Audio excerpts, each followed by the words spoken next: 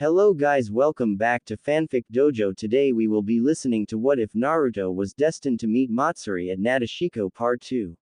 So, Mr. Uzumaki, what are you gonna do now? Ah, you know that you'll still be Ba-chan, no matter how big I get.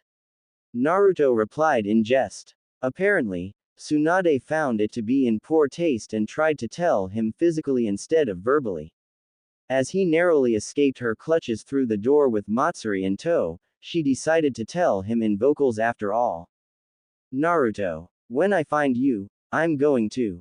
Her voice carried on after them down the stairs, and all the way to the front entrance, and the things the irate woman described made the sand kunoichi widen her eyes. Is that even possible? Naruto looked up to his forehead in thought, while cocking his head to one side. I don't think so, but I'm not going to risk it, be it whatever mode or state I get into and/or use. For a second, she thought he looked vaguely intellectual, but the moment soon passed and he seemed boyish again. Modes and states. Don't you just have Sage Mode? She queried, baiting him to see if she could learn something else about him. No, I have Sage Mode. He briefly retreated to his thoughts and soon came to the conclusion that she already knew about the Kyuubi, so it was safe to tell her about what she just saw. As long as she didn't find it putting off.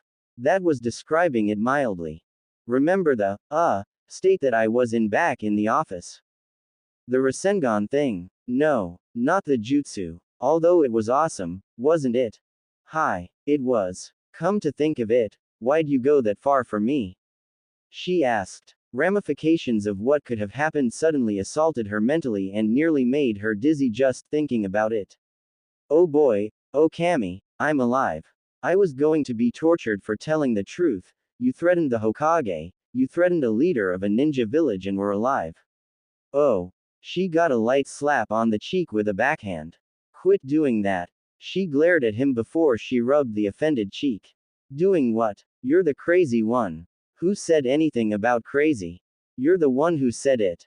That was true. But why was he so casual with what just happened? She supposed an exception could be applied to her. She was busy staring at very powerful jutsus and the fact that it blew over so easily. Was this what Kakashi-san meant when he said that his student was close with the Hokage? To the point of calling her grandma. Are they related? They are blondes, after all. But Naruto claimed to be an orphan. I might know Naruto's character to some extent, but that's just the surface. I really don't know anything about him. Hello, Matsuri. Something on my face. Why are you staring at me? She quickly caught on. Sorry. Didn't mean to. She averted her gaze downwards as they continued walking. What's she thinking about? Ah, I get it. You're worshipping my epicness. It was only a matter of time. Her breath caught in her throat on an inhale. Worshipping your epicness. Oh yeah. Barely a second later, he found himself pushed into a light pole just as they were about to pass it. Ow. Bye. Ohs. He cried out in a nasally sounding voice. What da? Eck. Not so epic, after all. She answered smugly. After soothing his injured nose and his pride, he spoke again. You should thank Kami that I don't hit girls in reprisal. 'Cause if I didn't, there probably wouldn't have been anything left of you but your sandals if I did. Is that a threat? It's not a threat. You can chisel that in granite, 'cause it would have happened. Geez, I thought you would have thanked me something. Not send me hurtling into some concrete inert object. He said in a hurt tone. She sighed. You're right. Thank you for doing something incredibly reckless to save my skin. H's mind wandered as she mentioned the last. Skin. He echoed with a blush. She noticed his reaction and she quickly put two and two, believing that he was recalling the events of last night. You like my skin. His blush deepened a bit. But that's all she needed. You damn pervert. For Kami's sake, I blame you for your choice of words, and for trying to sound sensual. He retorted, trying to sound angry but it came out hollow. He backpedaled away in nervousness. I'm not at fault. The sound of cracking knuckles actually made the dust shift away farther from her in a small ripple. Naruto decided to get the hell out of Dodge, while he still had feeling below neck. He took to the rooftops and began darting away with her hot at his heels. As he did, he could see that the sun was beginning to set and he instinctively began heading for his home in the red light district. To be frank, I don't know anything about such a district. It could have been started by a FF writer, for all I know. But for now, I'll use the idea. Get back here and take it like a man. I'm running because I want to remain a man. He yelled back behind him. Men don't run, she yelled in righteous anger. Coming up to the end of the roof, he growled in frustration before he leapt off in a jump tumble, front flipped in the air and landed on the ground below on his toes. And there he waited for her to follow. She soon did, but some part of her felt off, seeing him about to relinquish himself to her mercies. She could have questioned it, but the womanly side to her told her that she needed to dole out some justice. You gonna do it or what? He shouted. He was asking to get beaten up. Well, fine. She stalked over to him and as soon as she was about to throw her first punch, he caught it effortlessly before he started ranting. Is this how girls and women get their kicks? Their sense of superiority? By beating up on males? That's utter bullshit. That's because you deserve it. She pulled her arm away and tried to kick him in the crotch, but he turned slightly sideways and blocked it with his knee. It hurt her foot, but she wasn't going to admit it. Guys are such pervs. Oh, for the love of as far as I can see, there's nothing that pleases females enough. They dress up, put on fancy clothes, dab on makeup, and then they ask you if they look good, or they strut in front of you. If you respond like a pervert, they get offended. If you don't respond, they'll think you're gay and that their efforts went to waste. You don't know what you're talking about. I spent nearly 3 years of my life learning from the tutelage of a self-proclaimed king of perverts. I think I know what I'm talking about. He yelled back. You just want to beat me up, after you set me up by trying to sound like some kind of loose girl. Are you one? Huh, 'cause I don't think I would live with one, you know. He caught another one of her punches that would have given him a 5-minute black eye and held fast, all the while clenching his own hand over it. His emotion was one of a complete lack of it as he heard her joints start to creak under the pressure. OWW. Let go, damn it. He let go and sat himself on a roadside bench, glaring all the while. She started letting loose on him, but he never moved. It was as if beating up on a marble statue with flesh. Of course bruises and such appeared, but he never moved. Even if a full-on punch to the face caught him dead on, his head never moved a centimeter with it. He was stock still. His eyes were open and she could see that he did not have sage mode on. She continued for another 10 or so minutes before she grew tired and bored and plopped herself down on the bench beside him. Can't believe that I tried to make friends with someone like you. Hell, made such a fuss about threatening the Hokage and her personal guard when she was gonna have you hauled off to be interrogated and tortured. The blonde muttered. Well, fine. No one asked for your help. I'll live, she yelled. On 2 levels, she suddenly realized that there was a crowd around them and the fact that she honestly regretted acting up. He was a guy, after all. And she had inveigled any pervertedness he had by teasing him needlessly. As she stared at him, she noted how all of the injuries that he sustained when she had tried to beat him up gradually disappear right before her eyes. She realized that it was the Kyuubi's doing and realized that it was the reason he took the beating so easily. When you caught up to me in the woods, your backpack and your storage ceiling scroll fell off. Her eyes widened in realization. If that's true, then what was she supposed to? He rolled up his sleeve where she noticed a set of 6 seals tattooed on his arm. He quickly unsealed something from one of them and when the smoke cleared, she was boggled to see her very issue right there in his hand. He quickly slung it over to her, which she caught. I hope you find somewhere to sleep tonight. What?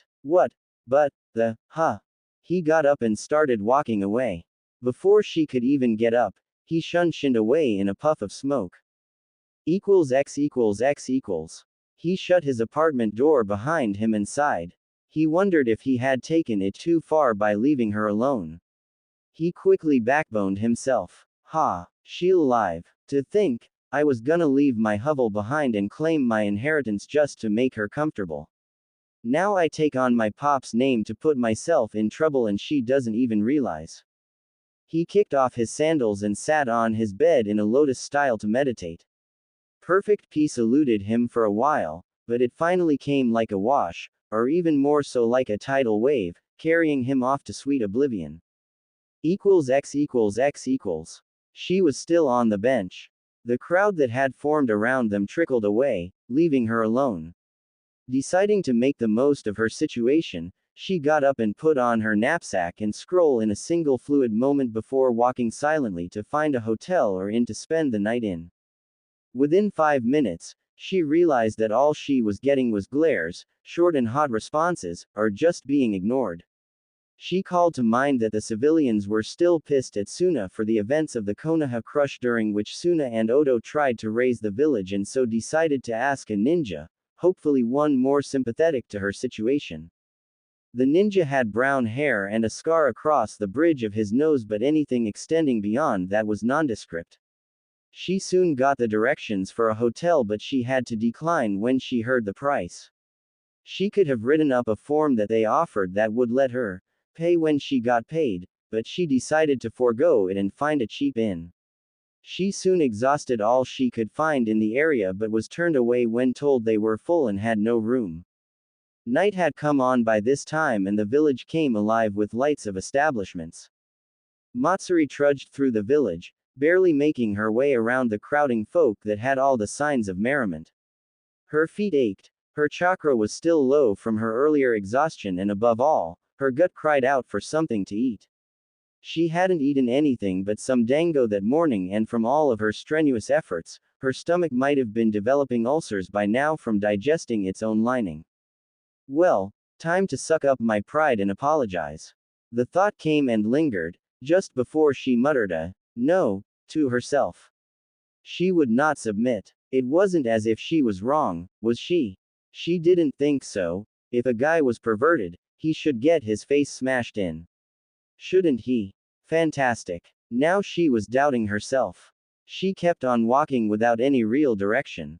She knew that if she stopped, there would be an excellent chance of her just screaming like a lunatic, apologizing in an incoherent babble, and she wasn't about to let herself do that. It would be an insult to all Gaara had taught her. Come to think of it, Gaara was never perverted. So all those efforts to impress a certain guy, as Naruto put it, had indeed gone to waste. Did that make her feel unhappy from going unnoticed, in that way?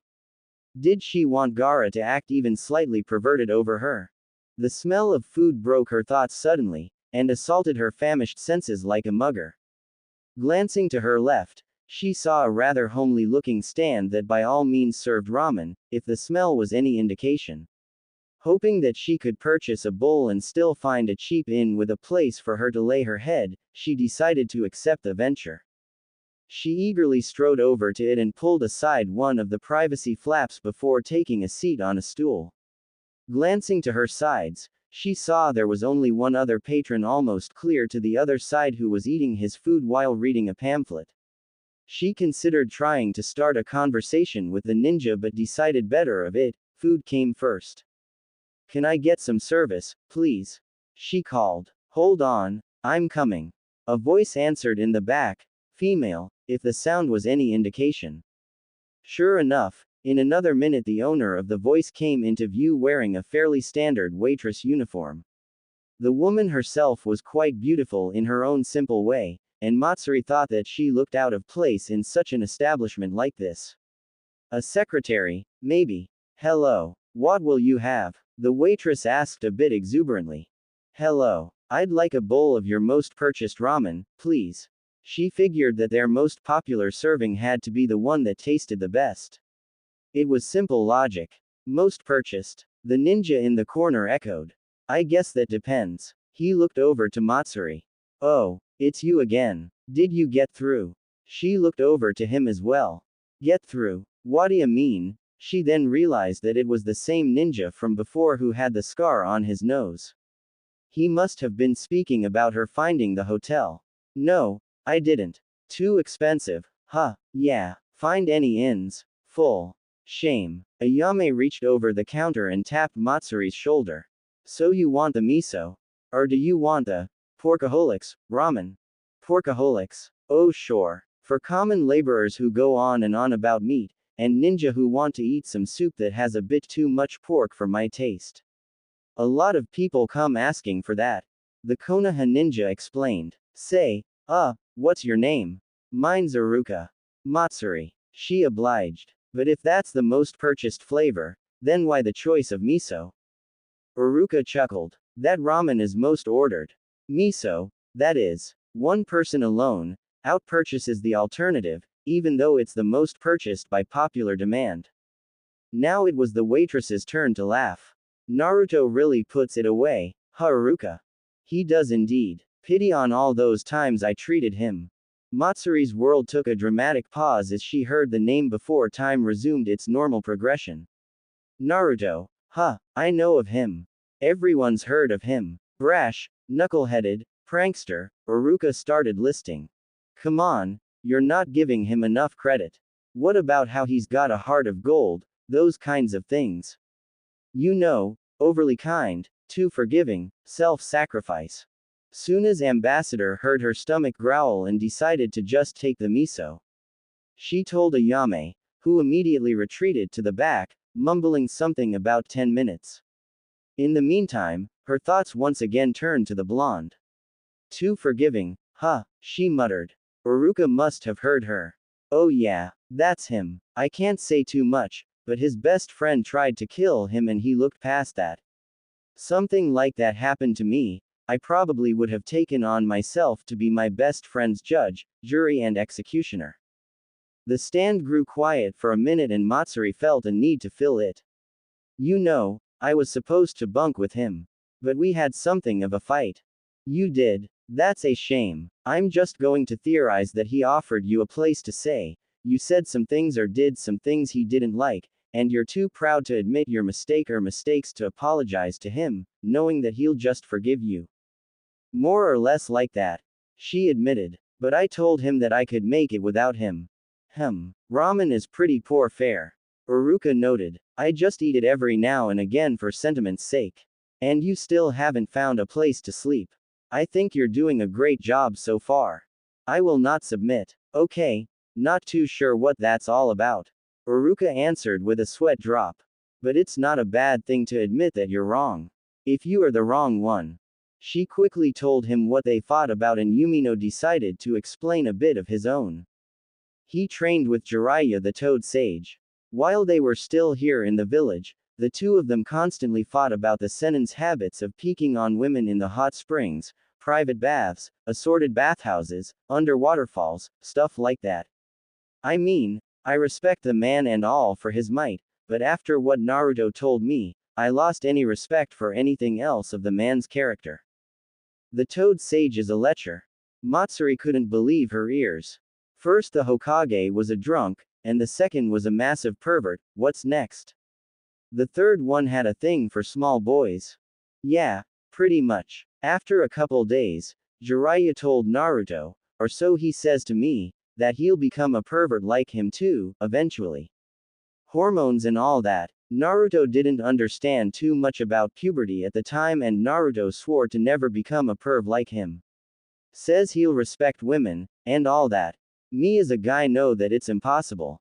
A guy has to be even slightly perverted. It's the law of life. Guess that's why he was so upset with me, or about what happened in Suna. Matsuri mumbled. It did feel good being noticed. But not when someone's eyeing me like a piece of meat. That's true, and I accept that. But I'm talking about the perverseness that's responsible for libido for married couples and things like when a couple is becoming intimate. If there isn't perversion, albeit in a small scale, the world would be far less crowded. Understand what I'm saying? Yeah, I understand. Ayame came back with a bowl of ramen a minute later to find only Aruka sitting by himself. Where's the girl? Aruka looked up. Oh, she said something about apologizing to someone. Pertaining to the soup, I'll take it off your hands. Ayame grinned. Are you turning into a Naruto? I sure hope not. This was something she never foresaw doing at this time. Well, She never tried to predict it, but that wasn't the issue. She was burned out. She expected to be fed, maybe listening to the radio, or reading a book. At the very least, in bed. Instead, she was sore all over from her earlier exhaustion, tired, hungry, and above all, desperate enough to make a terrible mistake. All in all, to correct an even worse one. I must be out of my mind. She reasoned. But why am I happy about it? She was at the center of the village, and sitting on a bench that was located on the outside of the entrance to what seemed to be a playground area for the civilian-looking school. She reasoned here to be an alright location for what she had intended, for this the same location that Naruto had earlier sat, and they had what one could mildly call a disagreement. She mentally brought together all of her energies and prayed. Kami, please let this work so I can find him and apologize. She whispered to herself. But if that's too much to ask for, at least let me live after I try this. Don't want to die of chakra exhaustion. She felt her inbred talent give off a pulse, albeit a weak one. For a minute, she saw everything in black, white, and blue. Each person had their own unique chakra coil formation and level capacity. In that minute of information, she sifted through it, searching for the awing presence of a Jinchuriki. She knew what Naruto's was like, so she wasn't at a lack of how to differentiate him from all others. She felt the civilians, she felt the ninja, and she basically felt everything. Until she met upon a bright blue haze all by itself, with the same aura of which Naruto himself had. There was a large amount of some kind of multicolored chakra within that haze, but she ignored it. From all accounts, that was completely weird and new to her. And so was Naruto. Matsuri heaved herself up from the bench, and repressed the urge and need to collapse back into it. She was now extremely weary, and her pack was not making things any easier. Her inky irises became hidden by her eyelids as they drooped. Exhaustion was taking its toll on her, and she using her sensory abilities usually left her sluggish when she was at her peak ability. Now, she worried that she was nearer dead than alive. She started to lean backwards as she swayed. But instead of giving in, she leaned forward as her eyes opened, and put her right foot forward. Then another, then another, then another. He didn't live too far from here, but at her current speed, condition and all other factors, he might as well have lived in Iron Country. But she had to try regardless. X equals X equals. Another time. Another instance. Another battle. Another victory. It's pointless. One day, you'll fail. I might as well keep postponing it then. Besides, living is death postponed. I hate to agree with you, you pathetic flesh sack of meat and bones, but you are correct. I was thinking. Piss off. Naruto sighed as he eyed the seal holding back the Kyuubi in its cage. It's not that I don't like you. I'm pretty neutral right now, you know.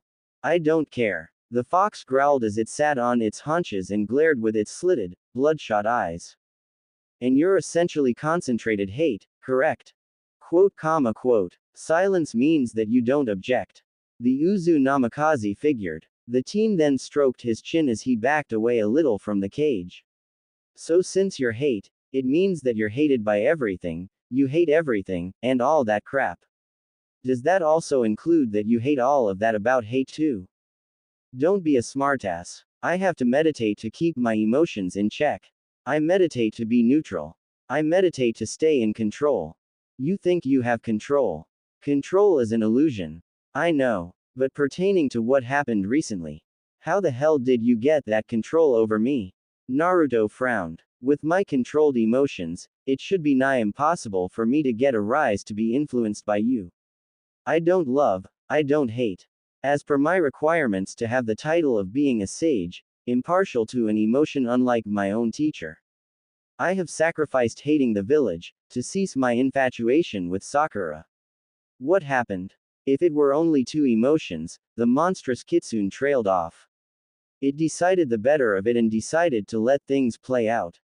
He would be better off that way. In just one day, Naruto had lost an incredible amount of control. How he despised that word. The Senju with wood release had him under control. The Uchiha had him under control. The father of the brat in front of him had him under control. It was full time he retook the offensive. And that would be accomplished by remaining passive. And let this shit pile in front of him think he had control.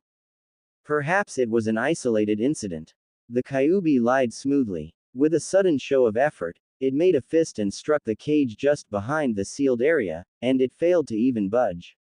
It's still solid. For now, anyway. Maybe we can still be acquaintances. We can't be friends due to the sage requirements, but nothing said I can't just say, hey, from time to time, huh? Naruto said with a long and lengthy sigh. Never, came the dry and simple reply. With a small wave of resignation, Naruto left the mindscape, and the Kyuubi by himself in his jail. Naruto came to, and found his entire world black. His eyes rolled around under his eyelids before they fluttered open, and he found himself in his apartment on his bed. Bouncing on the springs a bit, he leaned off the side from his lotus-style position and stood up next to the bed. "Ah well, I guess that's just how it goes," he remarked to himself with a groan. He had yet to change his clothes, get some food in his belly, and run a bath. What's first? I suppose get a bath, then I'll change into some better clothes, and during all of that, some water will have boiled for, he groaned at this. Not tonight. I'm not going Spartan with my food. I'll just unseal something. He went to the bathroom, and flinched. The bathroom was a mess. How could he have forgotten that? He questioned himself. He opened a window to the outside, and found himself staring at a brick wall. What the hell? They put up a building just like that. Just 1 foot away from my window. Shaking it off, he plugged up the tub and turned the tap. The rusty knob in his hands could barely give, and when it did at last, a deluge of brown water rusty came from the pipe, but soon ceased. Now, he had a quarter-way full tub of rather questionable water, a dammable bathroom and still no shower. To hell with this. I'll just use a water jutsu. He pulled the plug and watched the water swirl away in the tub. However, that soon came to a halt as the water over the drain bubbled, then stopped allowing the water to pass away. Kami damn it. This tub is utter shit. He cursed to himself. He momentarily allowed his emotions to ebb away, and glanced at the toilet. Deciding to not chance to flush that to see what would happen, he backed out of the room and closed the door behind him. Things must have gotten really worse in the time I left. He muttered. But that bad. What am I going to do? Hardly was the question asked properly to himself was when he heard what sounded like a dragging noise outside the room. It was in a pattern, that much was sure. But it sounded faint, and seemed to get louder and louder as it became clear that it was inching to his door. He released a kunai from its secret catch inside his right sleeve, and it fell into his open palm in a reverse grip. What the hell is that? He listened very carefully, and soon, the noise stopped right behind the door. Tensing himself for likely combat, he held up the kunai in his right hand, and a half-ram handseal in the left. Knock, knock, knock. He raised an eyebrow. If this was indeed an attack, it was a horrible attempt if they were actually warning him. If it was a surprise, or a prank, it was in poor taste. He didn't answer. Naruto, I know you're in there. The person outside said lowly. His eyes widened, before he frowned. What do you want, Matsuri? He abandoned his stance, but did no more than that, except to place the kunai back in its place. I wanna say I'm sorry. The Uzumaki felt the need to laugh. Sorry for what? For trying, but miserably failing to beat the crap out of me. He heard her chuckle, before she stopped. Sorry for that too. I was just here to say sorry for making you out to be some kind of a perv. It's fine for guys to be a little pervy, I guess. The blonde shook his head, before he sat at the door, and leaned back against it. Little did he know, was that she was doing the exact same thing on the other side with her pack beside her. So, quote, Naruto was about to say his one-worded question again when she finally answered. I'm not looking for favors. I don't deserve it. You've been taking care of me when we didn't even know one another, and I tried to get physical with you every other hour. Your point is, I'm asking you to call a hospital. I essentially crawled here on my hands and knees after suffering chakra exhaustion, and I think I've got some ulcers in my gut. She said the last with a weak chuckle. He thought a moment, trying to figure out something. How'd you find me? I, sensed for you. He face-palmed himself. He made a mental note to do up some seals that could block sensory ability. Of course. At least it wasn't in an attempt to knock my block off, or something. He heard her sigh. Yeah, they were like that for 5 more minutes. Did you call for a nurse, or medic nin or something? My body hurts. He groaned before getting up and opened the door. As he did and opened it towards him, she fell forward inside as well with an oomph of pain. Now you're forgiven, Naruto remarked with a smile. Just help me up. He yanked her up by an uplifted arm, and made her stand upright. There you go. And she fell forward and head-butted him with her forehead on his nose. Yipe. What the? My body's just about given up. Carry me please. He groaned. Where? Sofa's fine. He obliged her, and hefted her weight beside him with her arm over and around the back of his neck. He made her to lie down on it, and she sighed. Yeah, lumpy. Better than the ground, I guess. He eyed her form, and noticed that in addition to breathing heavily, her knees were practically mauled and she appeared as if she had just run a marathon. Several of them, in fact. Back to back. You were already exhausted, and you knew that your sensory takes the wind out of your sails, and you did it anyway just to find me and apologize. He said in marvel. Yeah, thank Kami I'm alive. Girl. He fist bumped her shoulder. That was admirable. I also couldn't find a place to stay. She said flatly. He sweat dropped heavily. Oh, but was it your? Actually, I had my doubts, but some ninja named Iruka talked to me. I just had to apologize. You met Iruka? He's like a big brother of mine. That's so. She lifted an eyebrow with her response. Her eyes flickered around the room. Wow, your sensei and the Hokage were right. You do live in a dump. It's what was afforded to me. If your dad was who you say he was, couldn't they give you somewhere better to live? Naruto's mind backtracked to his earlier mishap with the Kyuubi's influence. How the Sandaime must have known. If he knew that he had the Kyuubi sealed in him from day one, his status of being the Yondaime's son was also known to him. All of a sudden, his relationship with the deceased old man seemed fake, for lack of a better word. They should have. Naruto growled. He checked himself for his anger, and felt it recede. But with the way things are right now, we're leaving. Leaving. Yeah, came his curt reply. He furled his cloak closer to him and tired to alleviate the mood in a posh voice for a joke. Get your coat, dear, we're leaving. In hindsight, he supposed it wasn't the best thing he could have said. But damn it all if it didn't make him and her blush a little. Still can't really move. He sighed and quickly created a shadow clone, which he ordered to get her pack. I'll carry you. Besides, you don't know the way, anyway. You're such a gentleman. Are you sure this isn't an effort to cop a feel? She teased. Don't push your luck. X equals X equals. He adjusted her weight behind him, while her arms were latched around his shoulders and neck. She was in a piggyback, and his shadow clone was basically carrying her stuff in the same fashion. Ready. She gripped a bit tighter. Ready. She reaffirmed with a nod. Without further ado, the Cage Bunshin slammed the door with finality, and they both left the apartment building. All three watched the small blood streaks on the ground, indicating where and how she crawled. You're really tenacious, her carrier remarked. Arigato. I don't give up, she replied proudly. She took that moment to appreciate the feel of the gauze on her freshly cleaned knees and hoped that she could just let herself fall in a bed soon. With a laugh, he nodded. They leapt up to the rooftops, and made for the eastern end of the village, where the compound area was located. They soon had to abandon the roofs, but didn't matter, as the streets in this area weren't as populated. Matsuri looked up and admired the night sky, It was full of stars, and the moon lent the land an otherworldly glow.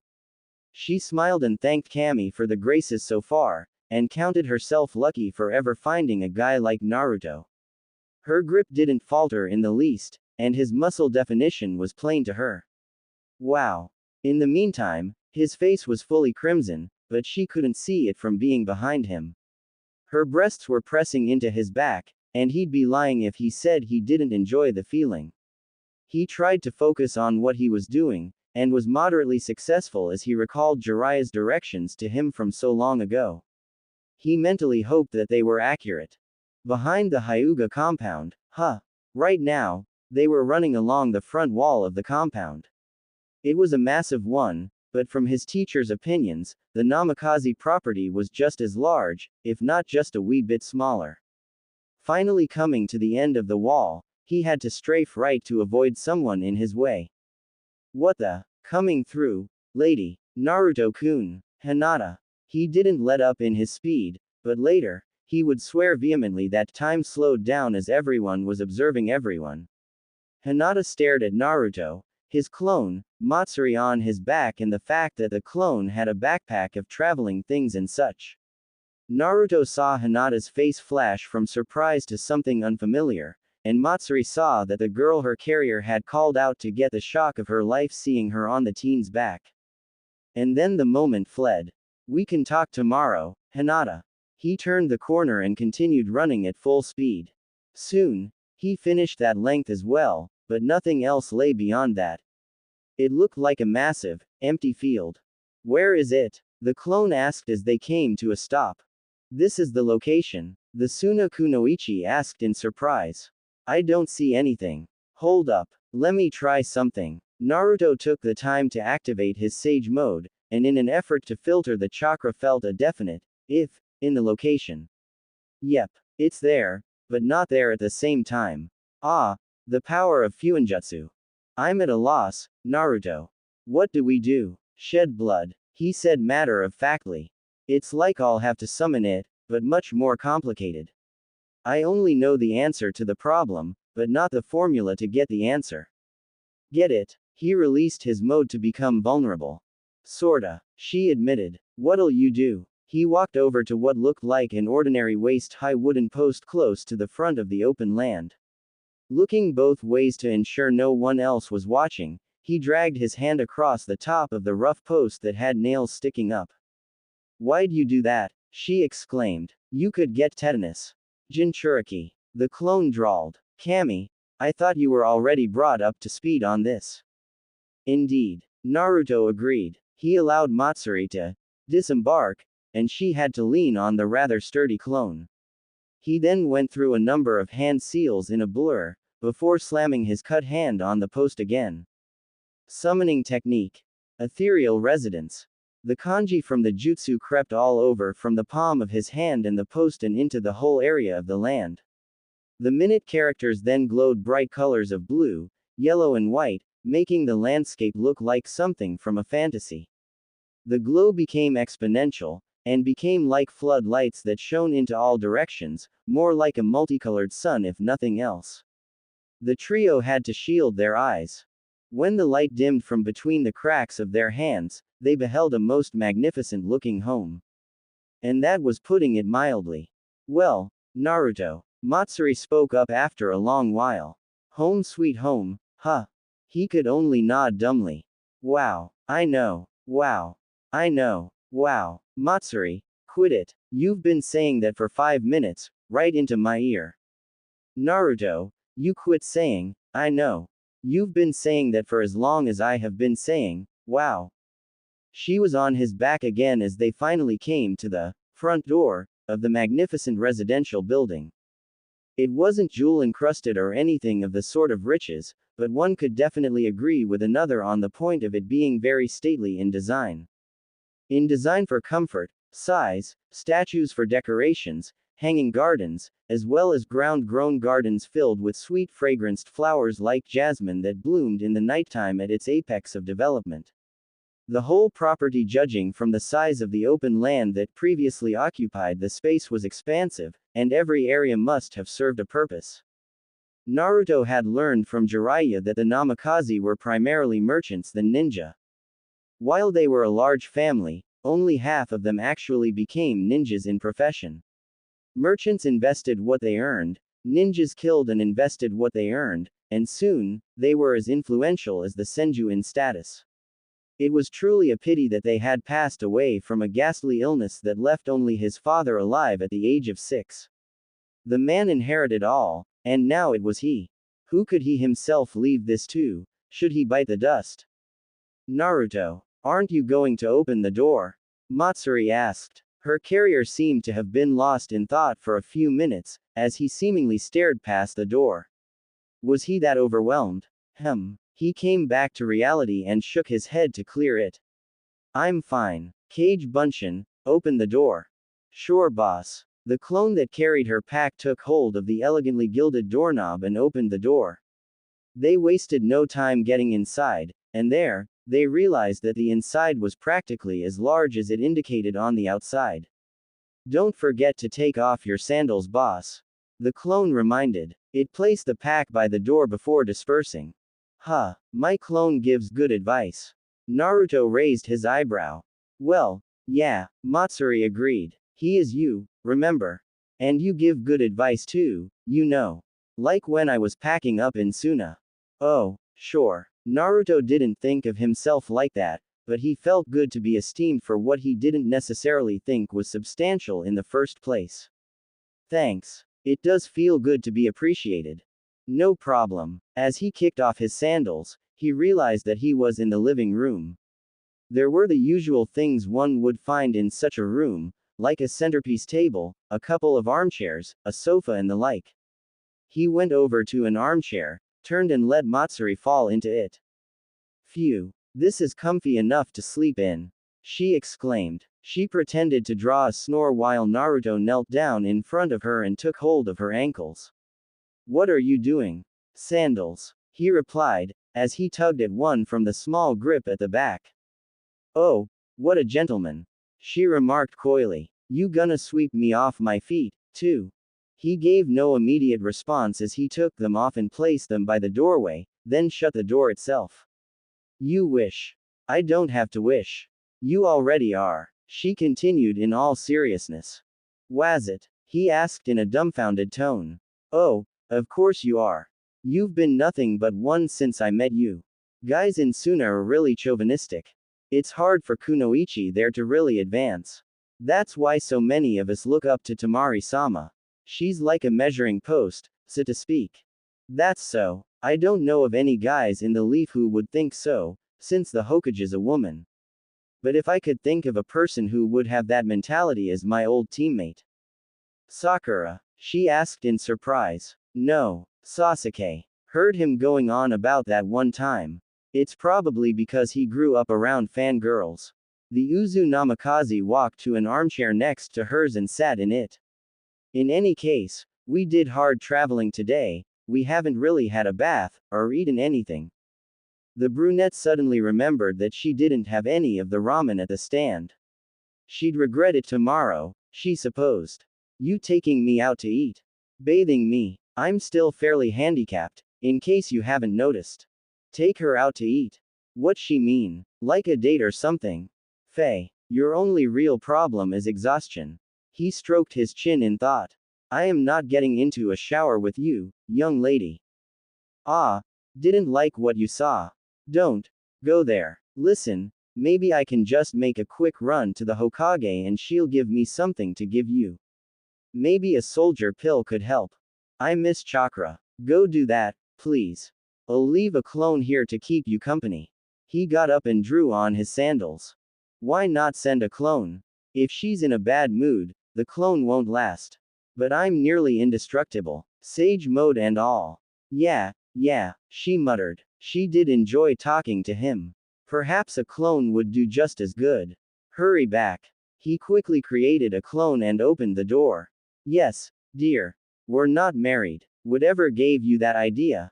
You said so, not me. He yelled in jest as he dashed off into the night. The clone shut the door and faced the girl, only to see her muttering to herself while a cloud seemed to have settled over her head. Equals x equals x equals. She still had yet to believe what had just happened. Two Narutos had run past her. One had a pack with a storage scroll on top and seemed to be filled with traveling stuffs and thing of the sort, and the other, which she was certain was the real one, had a girl on his back. What just happened? Did she sleep through something important? Did she fail to receive a notice? Or was she just seeing things? The girl was getting a piggyback by her longtime crush. Naruto-kun, she whispered to herself. Why were you carrying her? She ran around the corner, and as discreetly and as quiet as she could, turned on her Byakugan. At that point, she saw the three continue running until they must have passed the limits of the Hyuga compound area. She strafed right and focused on them, and soon, she watched them stop in front of a small wooden post. She knew the post. She had once hung her backpack on it while she trained by herself in the flatland field that stretched behind it. They seemed to be speaking about something, and she wasn't that well versed in reading lips yet. Then, she observed the girl taken off of Naruto's back, and secretly enjoyed the fact of that. However, she noticed Naruto drag his hand across the rough top of it and cringed. She knew that the post had a nasty top, but then Naruto seemingly went through hand seals and slammed his hand on the post. Then, she seemed to have been knocked back by a concussive strike to her eyesight and had to shut off her Byakugan. Ah! Blurs filled her vision, and then she saw a home seemingly waver into sight. As soon as she observed it with a reactivated Byakugan, she rushed home. Equals x equals x equals. The night was probably as normal as it could get. Matsuri got the pill, recovered to some extent, and took care of her personal hygiene in what seemed a guest shower. Naruto did as well in another, and soon after, ate dinner that he practically took out of his arm. Fairly normal. Both changed and went to bed. Naruto slept in what he believed was a guest bedroom, and was adjacent to the next one that Matsuri decided to take up residence in. The kunoichi wasted no time in unpacking what little she had all over the room, but Naruto was mellow in his. He did unseal some clothes to put in the wardrobe, but that was just to say he was settling in, to sever his ties to his apartment. The guest beds were far more comfortable than his old one, and sleep took them as soon as their head hit the pillows. The morning was also fairly normal. Both woke up in an unfamiliar setting, and both asked themselves where they were. Both opened the doors at the same time, and as soon as they saw each other, they simultaneously asked. Where are we? What? I asked you first. Wait a minute. Oh yeah, we're in my dad's house. Wow. Quote, quote. Wow. And they all said the same, in that remarkable conversation, with uncanny effect. Alright, time for breakfast, and then some exploring to get familiar. Matsuri suggested. I got lost twice last night. Whatcha got to eat? We don't have to use my food. Food's probably in the kitchen. Naruto grumbled. He regarded her for a brief moment. She was in brown thigh tights, and a vest. Her pink bra was visible in the thin material of her top. He briefly cursed himself for even noting the color of it. She as well paid him an observing glance. He was in a pair of boxers that had chibi toads all over it and an orange merino, of all things. She suppressed a blush as his merino seemed to be airtight on his upper torso, and practically was a cast over his body and all the physicalities it had to offer for eye candy seekers. Not to say that she was one, but damn, she was impressed. Well, so one of us is going to make breakfast then. Yup, he said with a sigh. Rock paper scissors, and it's best 2 out of 3. Equals x equals x equals. There wasn't even a need for a tiebreaker, she wondered as she looked around the pantry and cupboards. Is all of this safe? I mean, the house hasn't been accessed for at least all of your life, right? That's right, he replied from his place around the stool table. It was rather like a bar counter, and he was on one side of it, reading a book. She was on the other side where all the storage like said cupboards, refrigerator, low-lying deep freezer, stoves, oven, and completely befuddled as she looked around and tried to gather her bearings. Everything's safe. It's like it was in a non-existent dimension like a storage seal, so no time passed. It's like we entered the house the second after they left it. But why they stocked up on so much food, I have no idea. It was just the two of them at the time. I'm seeing seals in the food storage spaces. They must have been doing like what you do now, what with those seals on your arm. Like father, like son, I suppose. He answered with a grin. Or maybe it was Ka-chan. I dunno. Both were sealing masters. So you say. She took out eggs of the fridge and rested them against a rack next to the stove. She then took out some bacon she found earlier in the freezer section of the fridge. So you say, indeed. But I'm feeling overwhelmed. I mean, I expected to stay in a bedroom, yeah. In your 2-bedroom apartment, I thought when you suggested it the first time. But damn, I never expected something like a palace, or even like some kind of mansion. Naruto frowned. Possessions like this made a deathbed terrible, nor was it soothing for one's life. His father must have felt even more lonely and isolated in this big-ass place, never mind how luxurious it was. How do you want your eggs? Best sunny side ups, ever. He congratulated. Why, thank you, dear. We're not married. He momentarily stopped. I know. I just said it so you'll stop saying it to me. It's creeping me the hell out. He smiled at this. Thank you, dear, and I'll be sure to continue addressing you as such. She growled audibly. Careful, mister. Just 'cause I cook you breakfast, doesn't mean that we're in a relationship. You're boarding in my house. I take care of you like a man would his wife, and you just cooked me breakfast, along for yourself. He teased. I think we do. HMPH. Maybe friends is as far I'd put it. She mumbled as she took up his empty plate so she could wash up the breakfast things. I'm boarding, true. And I only cooked because I lost that game. You sure you didn't cheat? Nope. And I'm glad you won, anyway. Think of it as working to earn your keep. He said smugly. Ha ha, she said in monotone, but still laced with the most potent of sarcasm. Anyway, I'm not really doing anything today, and I don't think you are. Oh, well, I have to stick with you then. But there's a register. You're not of family blood, so when you sign this register, you can explore all you want. A register? She questioned his explanation. Oh sure. Jiraiya said that until he did, he had to constantly be on his toes about where he went, and things like that. Certain booby traps, killer doorknobs that electrocuted you to unconsciousness or death, things like that. He said nonchalantly, ignoring how her eyes got larger the more he told.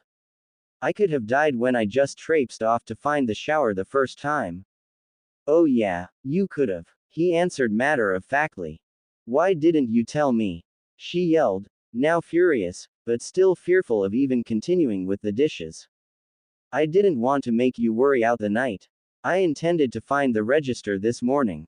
Oh, and aren't you considerate? She remarked in the driest tone she could muster. Didn't wanna worry poor ol' me. What if I had gotten hurt or killed? I'd apologize to you in the hospital, or posthumously. He answered plainly. Now let's go. It should be in this building. Well, it's only in that building across the way. The register can't be moved, so you have to come with me. Me? I'm not moving an inch. 5 minutes of carrying her over her shoulder, screaming for him to keep her off the ground later, they arrived in the small, rather cubicle-like place. It was actually in a much larger building that seemed to have no purpose. Just a large perfectly square building, with the cubicle in the center. Seals practically colored the whole cubicle from a white paint to a black, and Matsuri was nearly in a cardiac arrest after seeing it. Get me outta here. Just find me a hotel. Girl, stop being a crybaby. He grabbed the doorknob, and felt a mild shock from it.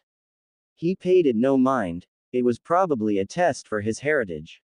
He stepped inside with her, and put her down. No sooner than he put her down, she was standing on his feet, yelling her head off. I don't wanna die. You're not going to die. He mumbled, trying to ignore the pain in his toes as she had her full weight on them. She was at the perfect height for his nose to be 1 inch from the top of her head, and got a whiff of it. Some sort of fruity aroma. Very nice. Very nice indeed. He mentally slapped himself before he eyed the book and the quill feather and the ink jar above it. Look, there's the pen. All you have to do is take it up, sign your name in the first empty slot, and you're safe. I guarantee it. He hugged her to further reassure her. She gradually came down from her emotional high and peered up into his face. Are you sure? I'm sure. Promise. A flash through memory lane was all it took before he gazed down at her. I promise. You promise? She questioned again to ensure what he said. My promises are as good as done. It's perfectly safe. She did feel safe, although they were currently standing in some forsaken booth with some kind of a book that needed to be signed to allow her to live on the compound. She did feel safe in his embrace, even though it was purely friendly, and for encouragement purposes. She hesitated briefly, before getting off of his feet, relinquished his arms and approached the book. She steeled her nerves and took up the feather, dipped it in the ink, and wrote the kanji for her name. I don't have a last name. Is that alright? It's fine. Now press a bloody fingerprint next to the name, and you're done. He inveigled. She obliged, and bit her thumb to draw some blood. She then pressed the bloody thumbprint next to her name, and exhaled, long and deep. I did it. Good. Now let's leave. Oh, okay. He gave her way to pass as she did. After you, dear. She punched him playfully in the shoulder before she grabbed the doorknob. She felt a mild electrical shock, and jumped in a startle. What was that? It means you passed. Huh, if you didn't pass, you wouldn't have been able to even ask me that question. Not in the state of still being alive, I should say. Well, holy crap, she mumbled. Anything else you can't bother to notify me about? Lots and lots, my dear. Lots and lots. He closed the gate securely, and he felt chakra course through it and stayed. I think the gate is now on to kill anyone with unregistered blood, or at the very least, knock him unconscious. Well, I suppose that's alright. The girl noted. No one has any business over here, right? Besides, anyone can just jump over the gate. Naruto picked up a nearby pebble and threw it above the gate. As it reached the general line the gate offered, it was incinerated into dust. Ignoring the Suna Kunoichi's widened eyes, he shrugged. I don't think so. This is pretty much as private as it gets. And just think about it. Pretty much everyone is going to know about my heritage by the end of the day, and they'll be trying to get over into the yard. The girl groaned. And if I stay at the house that kills people who try to get in at the gates, or even tries to knock on the gate, nothing more than the very best PR team ever made in existence currently can sweep that under the figurative rug. Stow your bellyaching. Naruto chastised. He quickly unsealed a large sheet of cardboard, a red marker, and a hammer and a nail. I'll just make a sign. It won't take a minute. Comma. That took 2 minutes. Matsuri grumbled. But at least the warning clearly states, avoid attempted entry upon loss of life and limb. And the skull and crossbones is pretty much guaranteed to get through to anyone that the place is dangerous. Frankly, I think the whole security is overkill. Naruto stepped back and admired the sign he nailed to the post. Well, yeah, it's overkill. But better safe than sorry. Let's go. They started off away from the compound, the early afternoon sun giving them short shadows as they walked. I used to be pretty thick-headed. Maybe I still am. If I were a few years younger, I'd probably say to myself, what a cheap trick, and headbutt the gate or something. You, thick? She asked dumbfounded. Wouldn't peg you for one. You seem so, enlightened to some degree. You forgot what I told you about when I was a genin. You said that you were unsubmitting failure. Meh, kinda like me, I guess. The brunette remarked. Maybe all genin are like that. Anyway, it took us the whole morning to see most of your living area once, and now you're showing me around the village. I hope that doesn't take me the rest of my life. You don't need to see the entire village in one day. Only the good parts. What's that supposed to mean? The area I moved out of last night was really seedy, to say the least. Complete debauchery. Meaning, She asked in a confused tone. This was a new word.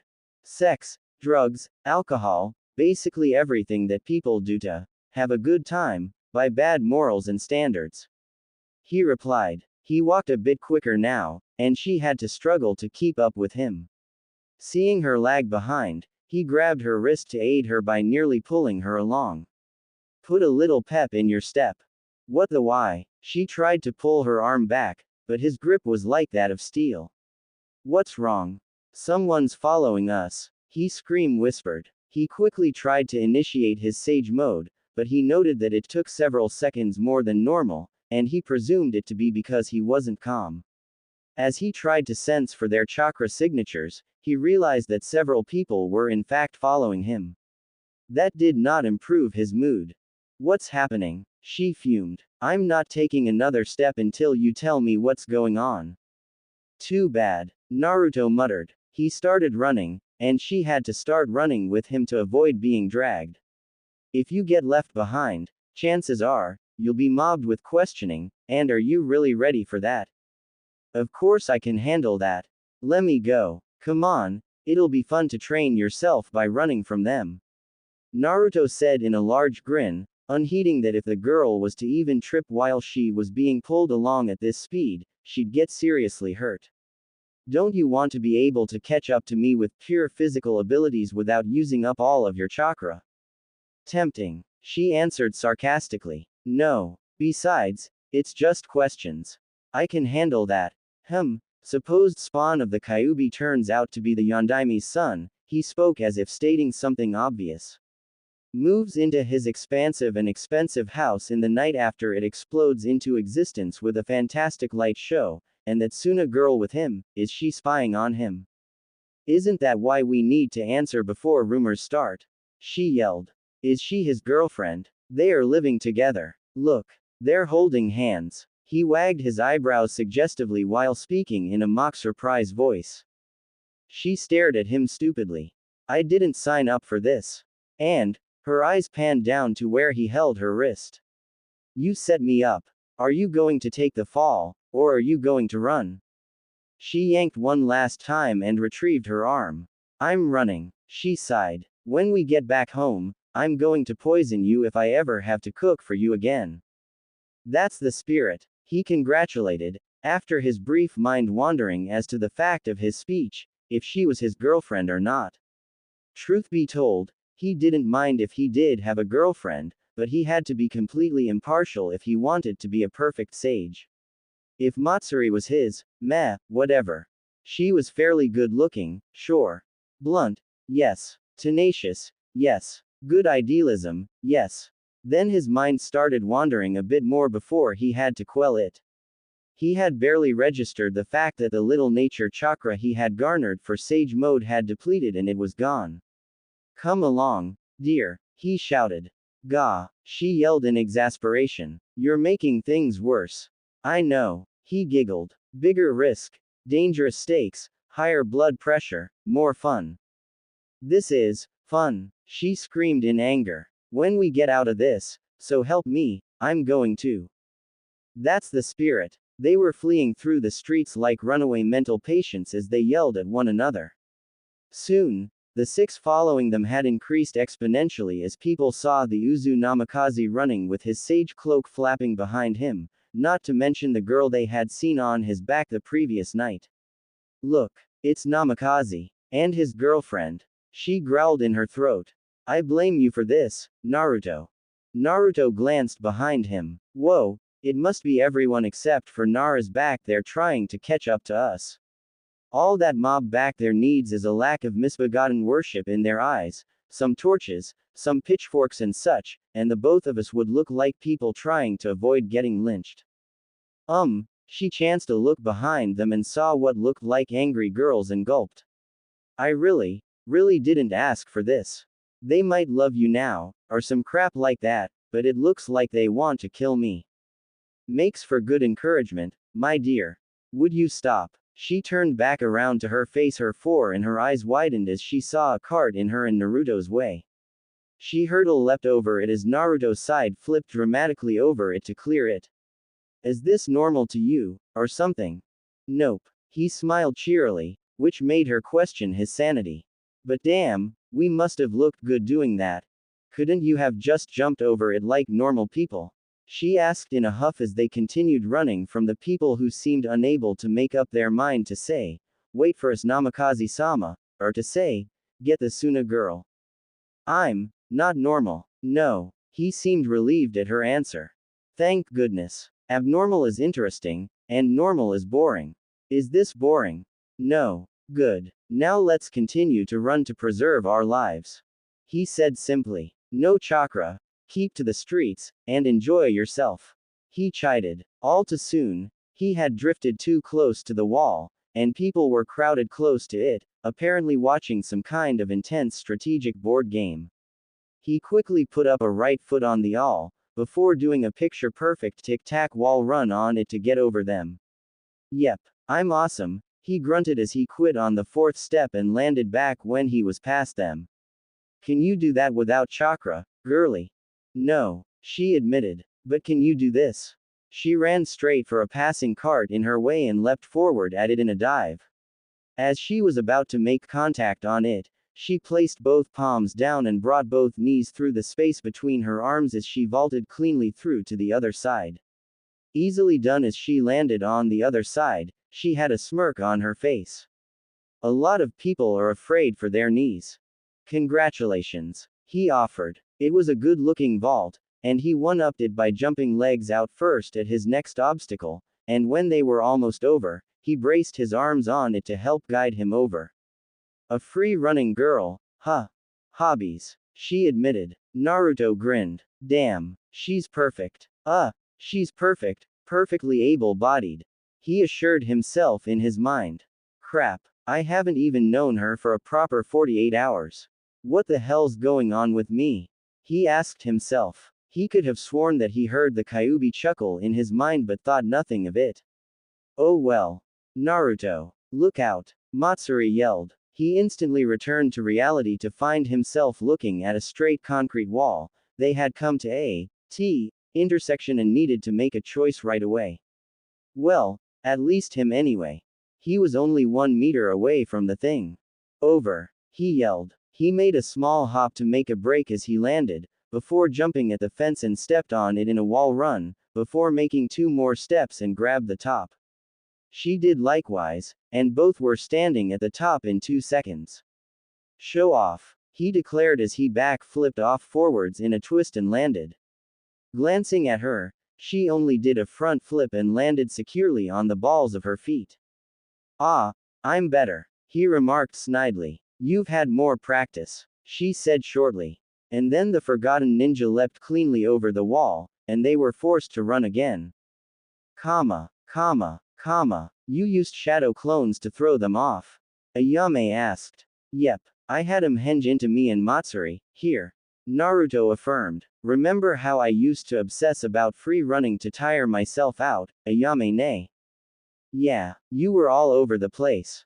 The ramen mistress replied with a nod. Well, she free runs too. Naruto exclaimed. We were freaking awesome.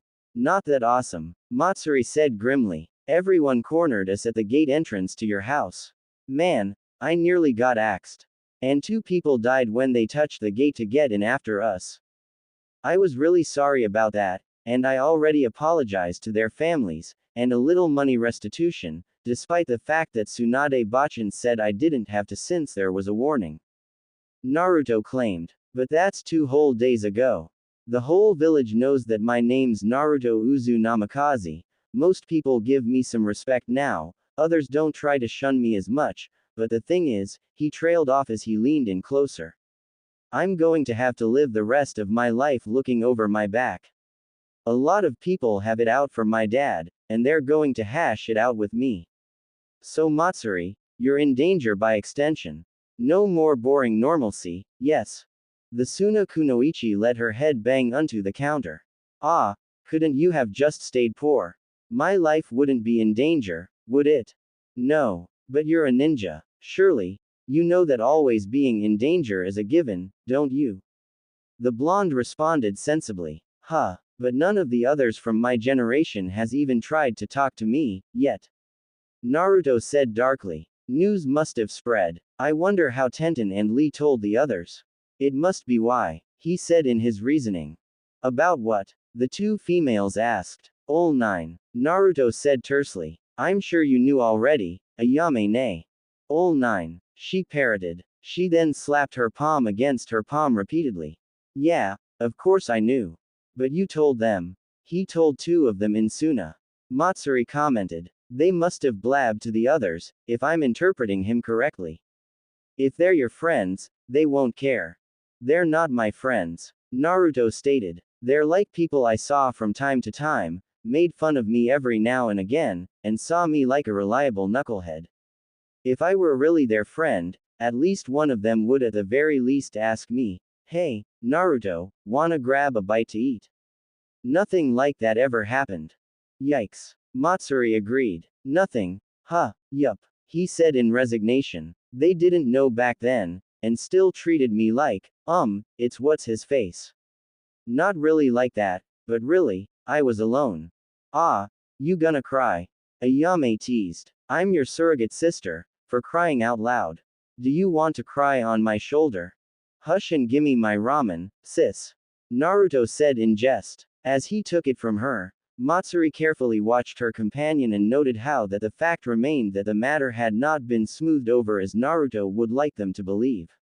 For his entire episode, the person who she had thought to be leagues stronger than her looked vulnerable and weak. He still appeared that way, and wondered why she was still inactive. Hey, Naruto. Yeah, Matsuri. She started awkwardly. I'll be your friend. If that says anything, I guess. He stared at her, and stared, and stared. Sure. Why not? He inched his stool over closer to hers and grabbed her in an immediate side hug. Thanks a lot. Now I have one friend, plus, he trailed off as he began thinking. Am I your first? She asked in a disbelieving tone. Well, I was thinking of the Sabakus, but I'm guessing that it more like adopted family members. I talked to Konkuro and Tamari, through the brotherly bond with Gaara, I'm afraid. So, 1 plus 0, yep, you're my first. He squeezed tighter. Pleased to meet you, friend. She felt her face heat a little before she tried to shake him off, but it was in vain. Damn, you're too clingy. Get off of me. Yes, dear. He immediately let go to avoid getting poked with her chopsticks. TCH. I make a friend, and I nearly get killed. Figures. All was silent for a minute, before the three began to laugh. He finished his meditating with a yawn as he came to. The Kyuubi was still acting as he always had been. That is, like an insufferable bastard whose ego was bigger than he was. Naruto was surprised that the cage was big enough for it, and the beast itself. The seal was fine. No change as far as he could see. Well, that's that. I wonder what to do next. I should get some training in. He whispered to himself. I can't afford to go soft. He pulled on his orange and black tracksuit, hoping for a little excitement for the day. It was getting monotonous sticking around in his metaphorical, but as practically a castle. It had been a week since his heritage was known, and as far as he knew, lovers of his father were now after him, as well as enemies. Not his father enemies, but his enemies. There were still some who hated him for what he bore, and at night sometimes, he could see some outside trying to throw Molotov bombs onto the property, hoping that it would burn a building or at least burn his grass, he presumed. Matsuri had practically been corralled in like him, and needless to say, their faces to one another were getting a bit too familiar. There were likely to be rumors outside that they really were courting. He held that as his fault. He went downstairs and found her reading a book. She had curled up in an armchair to do so with her legs over the side of the chair arm, and he found it homely. Simple, yet still attractive. He promptly squashed those thoughts as he knew he would start imagining and recalling the time when he trial read one of Jiraiya's books when they were on the training trip. When Jiraiya had found him with it later, he laughed at the boy who was fighting with himself to put it down, but would still pick it up to continue reading a minute later. Jiraiya had written a sex scene based on a secretary who sat like that in her boss's chair, and to be frank, Jiraiya was graphic. Damn corruption. Naruto fumed to himself as his face reddened. Keep it together. I'm not a perv, I'm not a perv, I'm not a perv. Despite his best efforts not to, his thoughts wandered to the description Jiraiya had wrote. For the life of him, he had no idea why he kept hearing the words in Matsuri's voice. Oh, Naruto-sama, I've been waiting for you. Matsuri purred sensuously as she cocked one leg up innocently. I've been having some trouble with your directory log. It's too big, and it won't go through the mailing slot. Are you sure? Naruto answered in a sultry voice as he approached her. Let us try, my dear. It will have to fit, no matter how much I have to force. Naruto, why the hell are you looking at me and talking like that? Matsuri yelled in incredulity. Naruto seemed to have gotten a glazed look in his eyes and spoke as if he was going mental. However, as she spoke, he came back from wherever the hell he was as his eyes widened and his jaw dropped, completely flummoxed. From the Uzunamikaze's perspective, all had come back to reality again and the Suna Kunoichi who had a flabbergasted look on her face. In his episode, it had been one of lust and, wait, she didn't move her leg. What the hell just happened? He felt growth in his loins and turned sharply and plopped himself down in the sofa, and sat with one leg across his knee at the crook of it. The same sitting position that males typically used to hide boners in public. Oh, he quickly thought of what he said as she sat up and stared at him. We're not fit. He yelled the last. We've been stuck in here for days. We need to get some exercise in. She gawked at him in disbelief. Even if I have to force you out of the house. He bellowed at the top of his lungs. She wagged a finger at him while her eyes narrowed, sitting up properly. She looked as if she wanted to tell him off, or to his growing fear, catch on to his fib, or even worse, the actual truth. But instead, she replied with, Didn't I tell you to stop calling me, dear? Deciding that he was in the clear, he nodded fervently to appease her. Yeah, I forgot, sorry. You know what? Forget it. She sighed in resignation. I'm getting something to eat. She got up and left her book in the chair, and Naruto in his seat thanking his lucky stars that he was alive and in one piece. As soon as she left the room, he bolted as well upstairs to take a cold shower, all the while cursing to himself about his damned hormones. X equals X equals. Hey, are you sane again? Yeah, he said evenly. He had a right to be. It was now 7 a.m., 14 hours since his little accident. He had a right to be and speak the way he was currently. He had to save face, and in this disposition. Are you sure? 'Cause I don't want to bunk with a psycho on a property that can kill people. She said bluntly. You'll be fine, he intoned. But still, I'm getting tired of being cooped up. I'm going out. Want to follow? About damn time, if you ask me. She responded hastily. I want to meet people, not being stuck with your crazy ass without anyone to call on in case you snap. She took a sip of her green tea while she looked out the window, gazing at the gate. I'm not insane. Dangerous. Hi, he said matter-of-factly. Now, what to do? Comma. He had an all-black coat on, one of the exact size and make of his sage cloak. He wore this occasionally, and only Jiraiya knew that he only wore that thing when he was in a no-nonsense mood. Gone was the emotional youth, and in his place, an unshakable, unremitting, unrelenting force of nature that was a sage. He was no longer a person who could really be reasoned with, that was because he used reason and cold logic itself. Pity that Gaara didn't know of this temperament he had sometimes. His sensei could have written a private letter to his teammate regarding that new side of him, but what could he say? He knew only the properties to this personality, but had no idea to what could trigger it. Perhaps it was one of the traits and effects of becoming a complete sage, Naruto himself believed.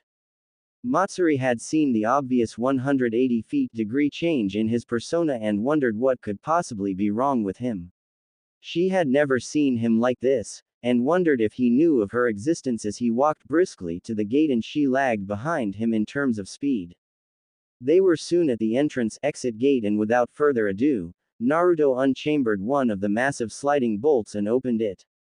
Someone tried to duck past him to get onto the property, but Naruto firmly grasped the Chunin by the neck in a choke hold, and pushed through the man away over the crowd's head with a thrown distance of 100 meters. Hints of visible white senjutsu force emanated around his movements.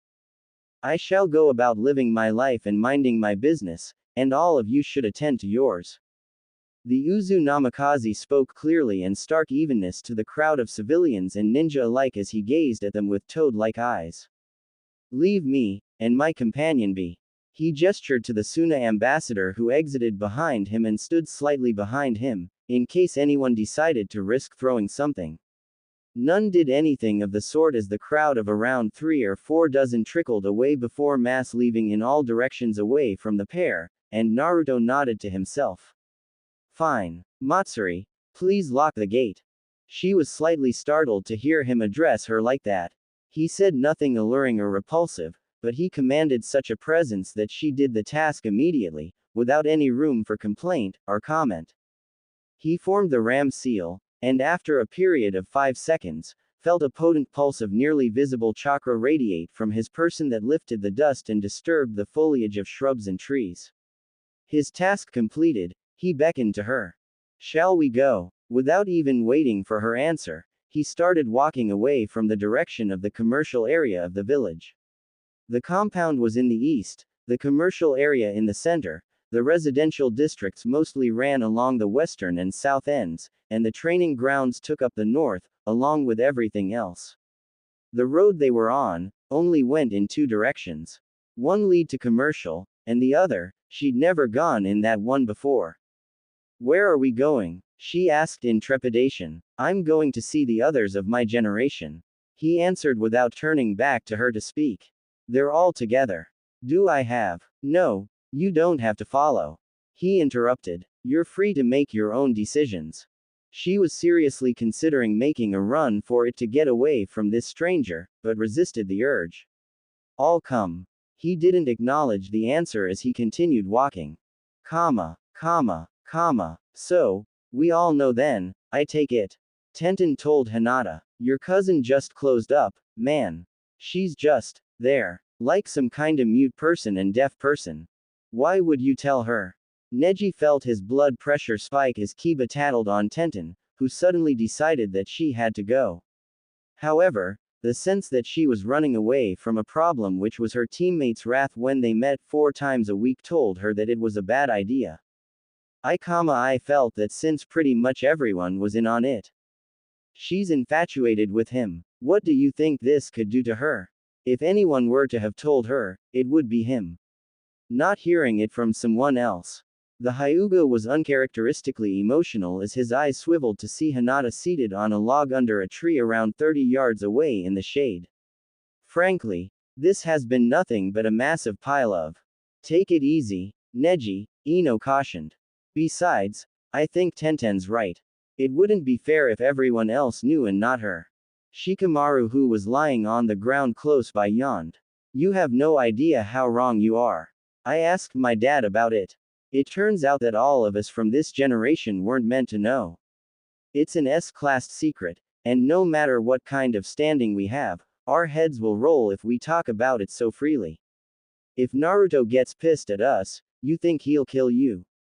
All he has to do is tell Lady Tsunade and it's our heads on a damn pike. How troublesome this is.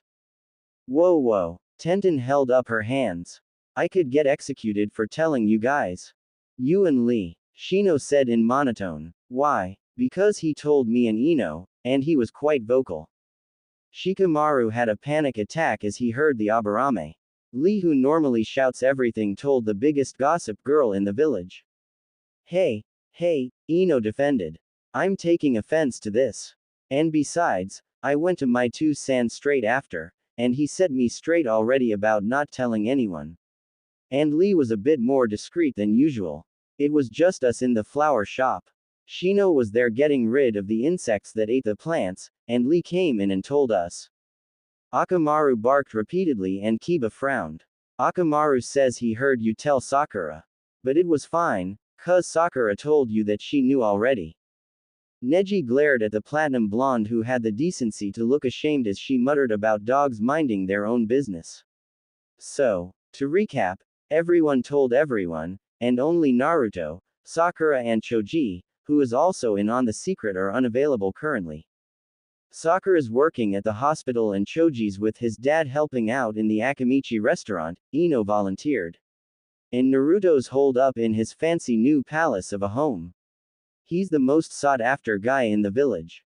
People are throwing themselves at him, and things at him, last I heard when he was out running with some Suna girl. It must be Matsuri, Lee shouted. He had invited her to stay with him for boarding. Now he has a youthful house. What the heck is this guy on? Kiba muttered to his dog. Akamaru began a staccato of barking, after which Kiba's eyes widened as he paled in fright. Tenten noticed this and asked him what was wrong. Akamaru just told me. Good morning, all. A new voice spoke. All eyes turned to look at the owner, and all felt mixed reactions when they saw the main subject of their ruminations standing 20 yards from them, standing at ease while his face was stoic. I trust that you've all had a pleasant morning thus far. Matsuri came out from behind him, apparently having walked in his exact footsteps. She stood slightly behind him, and the apprehensive look on her face did not add to their mood in a happy fashion. Upon looking up, Hinata's eyes widened in recognition as she sat up and approached to stand next to the others. The morning was fine, Kiba said lamely. Anyway, nice to see you, Naruto. You don't sound earnest, Naruto said in an unnerving monotone. For some reason, the tone was even flatter than Shino's own, and much more condescending, if that were possible. It also had traces of sarcasm for seasoning. You sound displeased and discontented to see me. I wonder as to why that could be. Ino put her hands on her hips in a coquettish manner as she eyed her fellow blonde. What's with the new look, Naruto? All dressed in that black coat. There's nothing wrong with which I adorn myself on the outside. Naruto replied, but it seems to me that you have been freely conversing with one another pertaining to what I carry on the inside. That's true, Shikamaru admitted as he got up off of the ground where he had been laying on his back. There has been quite a bit of that. You all know, I presume. I expected no less from one who speaks more than he listens, and in a volume most unnecessary. He said pointedly, glancing at Lee. And another who would run to tell her teammate not even an hour after she herself heard. They were all silent, but Neji was too busy considering how Naruto could have surprised them all with his appearance, when he walked over to them from across the field. He was beginning to feel less of a Hyuga than he ought to be. 1. What are your opinions? Naruto asked plainly. You now know of the Kyuubi. All of you. I don't know how to feel. Ino said hurriedly. Can I go? I'm not keeping, nor withholding your departure. However, keep in mind that I would like to hear an honest opinion from you before you leave.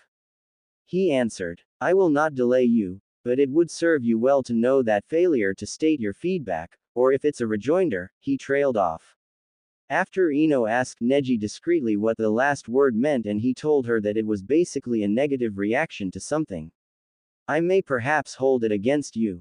Not physically, of course, but I'm sure you can already tell the difference. They all could. They all could. To be frank, I find no fault with you. Shino said. The curse of the Aburame to carry their hives of Kikaichu in their bodies have earned us scorn.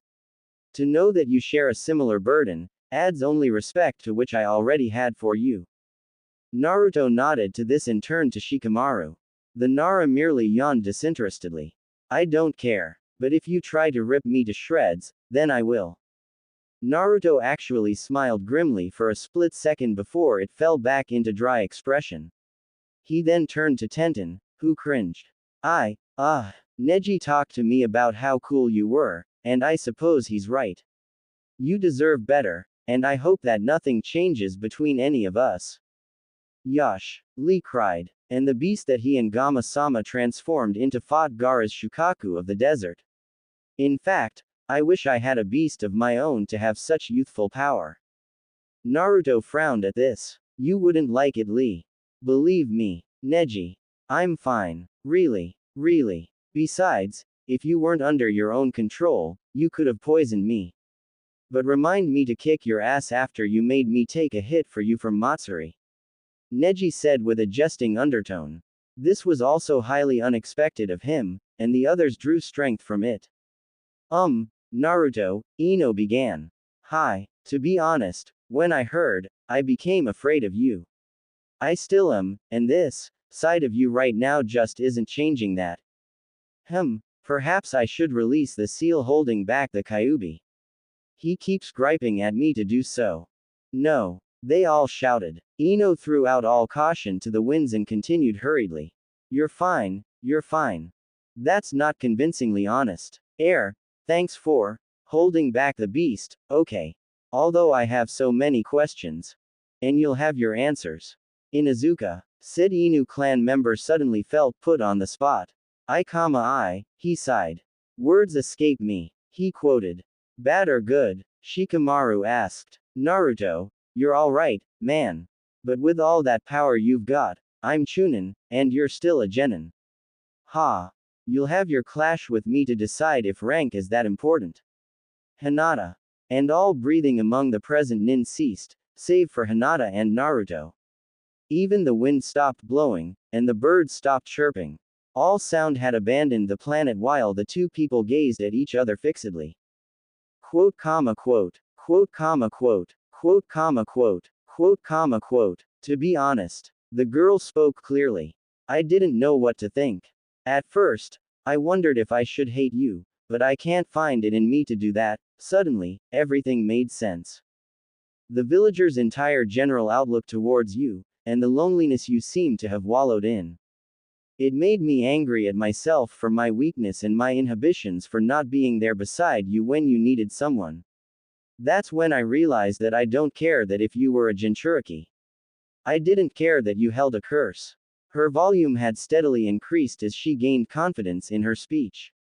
I didn't care that you held the bane of Konoha's existence. It's because I love you regardless of your burden. Naruto's toad-like eyes seemingly studied and considered the girl inside and out, checking for cracks and lies. But he detected none in her speech, and his current sage mode told him of her integrity. She loves me. Is that it? What happens now? I see. Kiba was about to freak out, but his shoulder was grabbed by Neji. Of course. Perhaps the both of you would like to speak alone. The Hyuga suggested pointedly. He quickly shared a look with Hinata, and the girl got the hint. That would be prudent and sensible. Hinata, walk with me. The Uzu Namikaze asked politely. His countenance had changed somewhat, but it was only in the undertones of his voice. His current persona was still entirely there. Hi, Naruto-kun. She came over to Naruto and stood before him. He gestured a hand backwards as if to say, ladies first, and the heiress did. As she walked on a bit, he turned back to Matsuri. I apologize, Matsuri. There are some unforeseen complications. It's fine, she reassured in a slightly quivering voice. You should go with her. Perhaps it would do you some good to socialize with these of your age. Sure. You'd better catch up. She's waiting on you. She hurried him along while trying to ignore her feeling of her stomach tying itself in knots. She didn't know why, but as she watched him nod a farewell and walked away with the girl who just confessed to him, the feeling grew worse. She didn't know how long she stared after their retreating forms as they disappeared with distance. Finally, she gave an unconvincing shrug before she turned to the others behind her. Well, hey Neji, Tenten, Lee. Mind introducing me? I'm new, and I'm going to be around for a while, you know. She brought her wavering confidence back under control as Lee began yelling out everyone's names while the blonde girl started making resolutions on who she needed to speak to. And of course Neji, who was currently admonishing the girl that she'd better not. X equals X equals. They were walking in silence. In fact, they had strolled for all of 15 minutes, and somehow or another, found themselves in the beginning of the compound area. Before Hinata realized it, she was standing in front of the gate to the Hyuga compound. That was made obvious by the two Hyuga guards who were native to the branch family who hailed to her. Good morning again, Hinata-sama. They chorused. Oh, good morning. They had told her the pleasantry earlier that morning, and they were doing so again for the second time. You wish to enter, I take it? One of them asked her. She became confused, and turned to Naruto. Why did you walk me home? I reasoned that home would be where your confidence is strongest, and you would be more reserved. If it were elsewhere, you would be constantly on the lookout for others who could be spying on you, or being constantly disturbed due to my recently acquired social standing in the village. He answered if it were obvious. Are you allowed to bring in guests?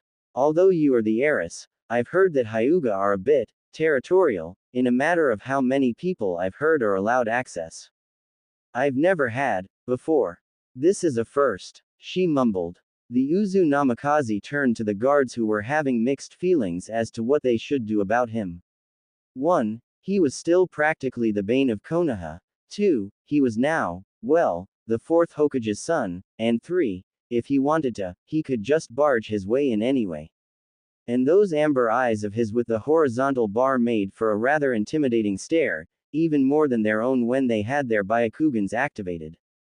One did the smart thing, and immediately went to tell the clan head. In 2 minutes, the guard returned and told his fellow security man to open the gate to allow them passage. Upon entry, the guard who had originally left informed Naruto that he should go and speak to Hiyashi-sama before anything else. Naruto approved of this sidetrack, and asked Hinata if she would lead the way to her father. He thanked the girl, and just before he knocked on the door, he was invited inside by the clan head's call. Promptly opening the door, he went inside the room to behold an impressive study. The Hyuga head himself was seated behind a large desk with some paperwork off to the side, but the middle center was completely free of any such obstacles. Good morning, Hiyashi-sama. Naruto greeted. May I have a seat? He gestured to the armchair in front of the same desk, and Hiyashi responded in the affirmative. You may. He seated himself in the armchair, professionally, as one would expect of an aristocrat. May I ask as to why I've been summoned? The Hyuga scrutinized the young man before him. Gone was any evidence of his usually notorious brash behavior. He almost felt disappointed. Not that he missed that side of him, but Naruto appeared to look right at home, sitting across from someone as important as he. He's changed. But he was of his usual nature when last he was seen in public. Hi, it's pertaining to my daughter, Hinata. Naruto didn't even flinch. Please continue. No nervousness or trepidation, no guilt streaks, nothing. It was as if Naruto was the Hyuga, and he wasn't one.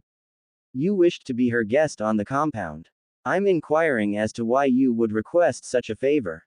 Perhaps you would like her to accompany me to mine. He said the last condescendingly, and Hiyashi nearly lost his cool. So because he's a double clan head, has more financial assets, and a bigger property, he thinks he's better than me. That he's worthy of my daughter. I would rather you wouldn't. As is the reason why I followed her here. I hope I'm not imposing myself. I merely wished to converse with her, in an area I was sure she would be comfortable. Pray tell what the topic would be of Uzu Namikaze. But of course, Hyuga, at the sound of a lack of an honorary suffix, Hiyashi ground his teeth at the backhanded blow at his lack of formal respect for him. Especially in his own home. Not even 30 minutes ago, your daughter, Hinata, confessed her feelings of and towards me. On the outside, the man was as cool as a cucumber. On the inside, he was a violent myriad of emotions, cursing the teen before him, cursing out Hinata, cursing out the lack of formalities, respect, and the fact that Naruto's toad-like gaze was starting to get to him now intimidation-wise while his own wasn't unsettling Naruto in the least. I see. You should speak to her now, then. I suppose that she's been waiting for you long enough. I don't find 2 minutes a lengthy amount of time. So you'd rather keep her waiting? The man exclaimed in growing fury. But to his surprise, Naruto chuckled wryly for a bit before he stood. And so, the Hyuga cracks first. I thought it would be me. Before Hiyashi could retort, Naruto had already exited out the door, leaving him on his own. A garden, Naruto observed. So be it. He sat down on the swing next to hers, and gazed around. It is beautiful, I admit. The Hyuga clan isn't as two-dimensional as I believed they would be, if they appreciate the wonders of nature to go to this extent. It was actually I who planted and cared for this garden. She offered. I feel relaxed here, knowing that it's the fruit of my labors. I would have expected this from a Yamanaka, but nonetheless, we were to speak of your feelings towards me. Did you mean all that you claimed? I do, she exclaimed. I do. Is it because of my newfound standing I inherited from my parents along with their prestige and wealth? No, I always have, she insisted. I was too shy to tell you before. That particular tidbit makes sense, he admitted gruffly. The constant blushing and patterned fainting spells when you knew I was around. But you certainly had a unique way of showing it. I've never said or done anything against you, she defended lamely. Never spited you, treated you unequally. That's true. He had been staring straight out in front of him the whole time, but now, he turned his gaze to her. How do you see me, Hinata? Do you see me as some warrior in shining armor? A noble person? No, I see you as someone I can aspire to be, someone I wish I could catch up to. It's your will in which I have always admired, and wished I could have one like yours. I wish to be someone who could be your equal so I could walk with you, sharing and caring for one another. To bolster one another's spirits when they're low, too. Pardon me, but let me stop you right there. Naruto interrupted. To be frank, that doesn't sound like love. It sounds like you look up to me as a role model. Nothing more. Then how would you describe love? She queried, now getting confused as doubt began creeping through her veins. Love is a singular even through which a pair has an arduous period in which they discover the need to be near one another, engaging in life with an endless amount of tenderness, affection, passion, fondness, devotedness, attachment, appreciation, benevolence. I do. For one another, he finished. Her heart fell as she realized that this was his way of telling her that he did not love her. She was about to collapse in tears when he grasped her shoulder as if in reassurance. Hinata. Tears had already started forming, but she didn't wipe them away. He pitied that look, and wondered how life would play out if he did end up with her. I'm not trying to break your heart. Instead, I'm merely trying to break your fantasy. It's not a fantasy, she shouted. It is, he replied firmly. You're clinging to the hope that we could be a couple, even now as we speak. You need to drop this infatu. So you're telling me to give up? She retorted emotionally. You just admitted to what I just said. He said in monotone. But regardless, I'm not telling you to give up. I'm saying to redirect your love in another fashion. According to what you said, you have no yearning for intimacy. You only desire to be my equal, however low I may be. Before she could confront him on that, he continued. We could still be as such. As friends, or close friends, if you prefer. I'm sure that if it weren't for my being a sage, I would most certainly make an effort to return your feelings. He felt like kicking himself for saying that, as he recalled what happened the previous evening. He had slipped up, then. He would make an effort to do so no longer. Sage. That title sounded rather important. What does being a sage have to do with your emotions? To be straightforward, one of the requirements is that I have to kill my emotions to be completely impartial and balanced as a whole. I cannot and must not hate, and I cannot and must not love. I'm sorry. And then, in Hinata's mind, she despised the idea of sages. That was quite understandable, and it did explain how he seemed to be so blunt and cold. Not cold, but he was just, not warm, if she had to put it that way. Like he had gone from being sunny weather to being gray skies. She had no idea how right on the mark she was. He got up, and she did as well, finally wiping away her sorrow liquid on her face using one-sleeved arm as she ran it over. I understand, Naruto-kun. But do you have to be a sage for life? I'm under oath to be.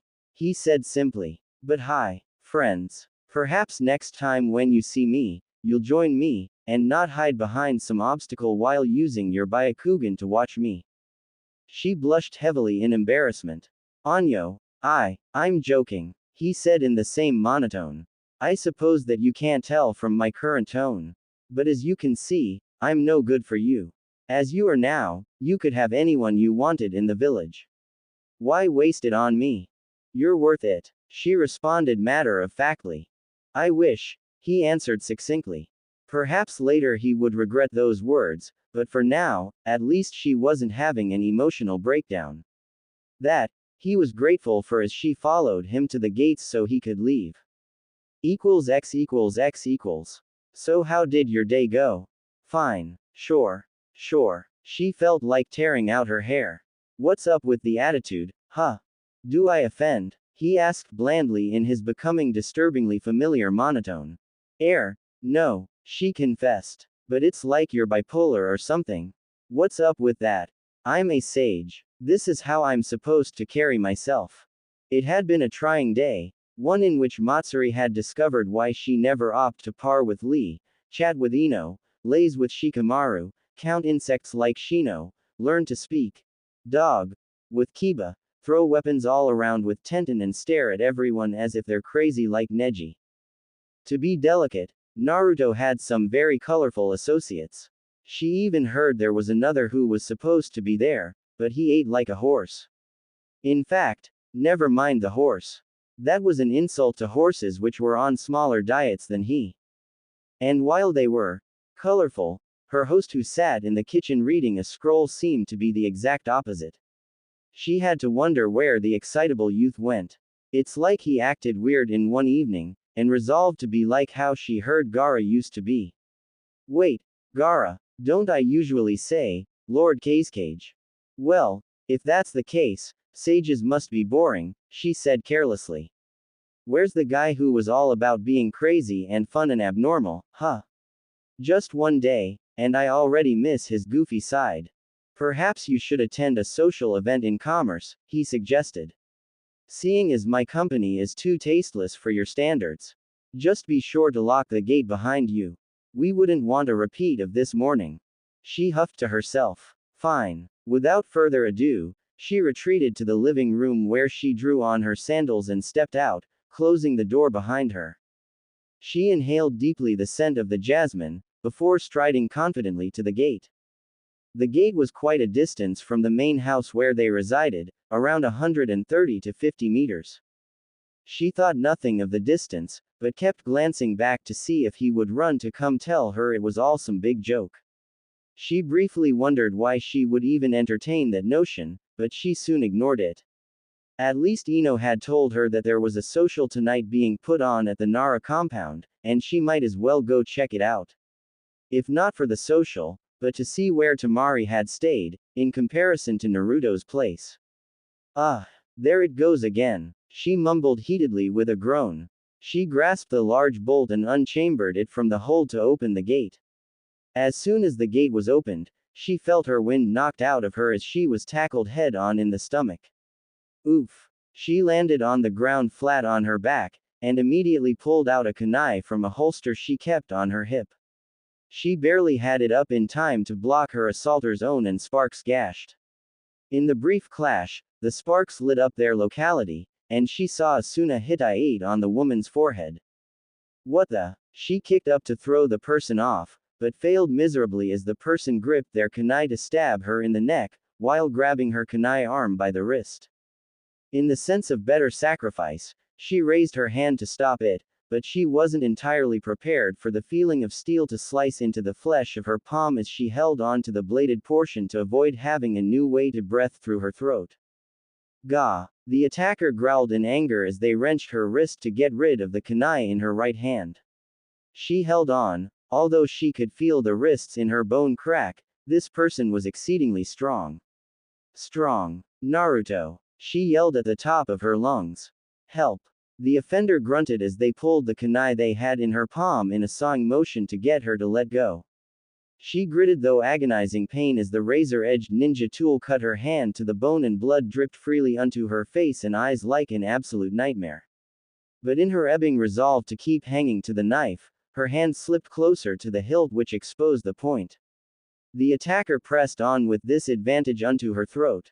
Just as she watched helplessly as her life was about to be snuffed out, the woman was pulled off of her, even as she was yelling to kill Matsuri. The voice was familiar, but soon the voice soon turned to that of high-pitched screaming. She quickly leaned herself up on her good hand and watched with wide eyes as someone held up the struggling and screaming woman by the back of the head in one hand. Her savior was standing behind her potential killer as she was hoisted up by a right hand.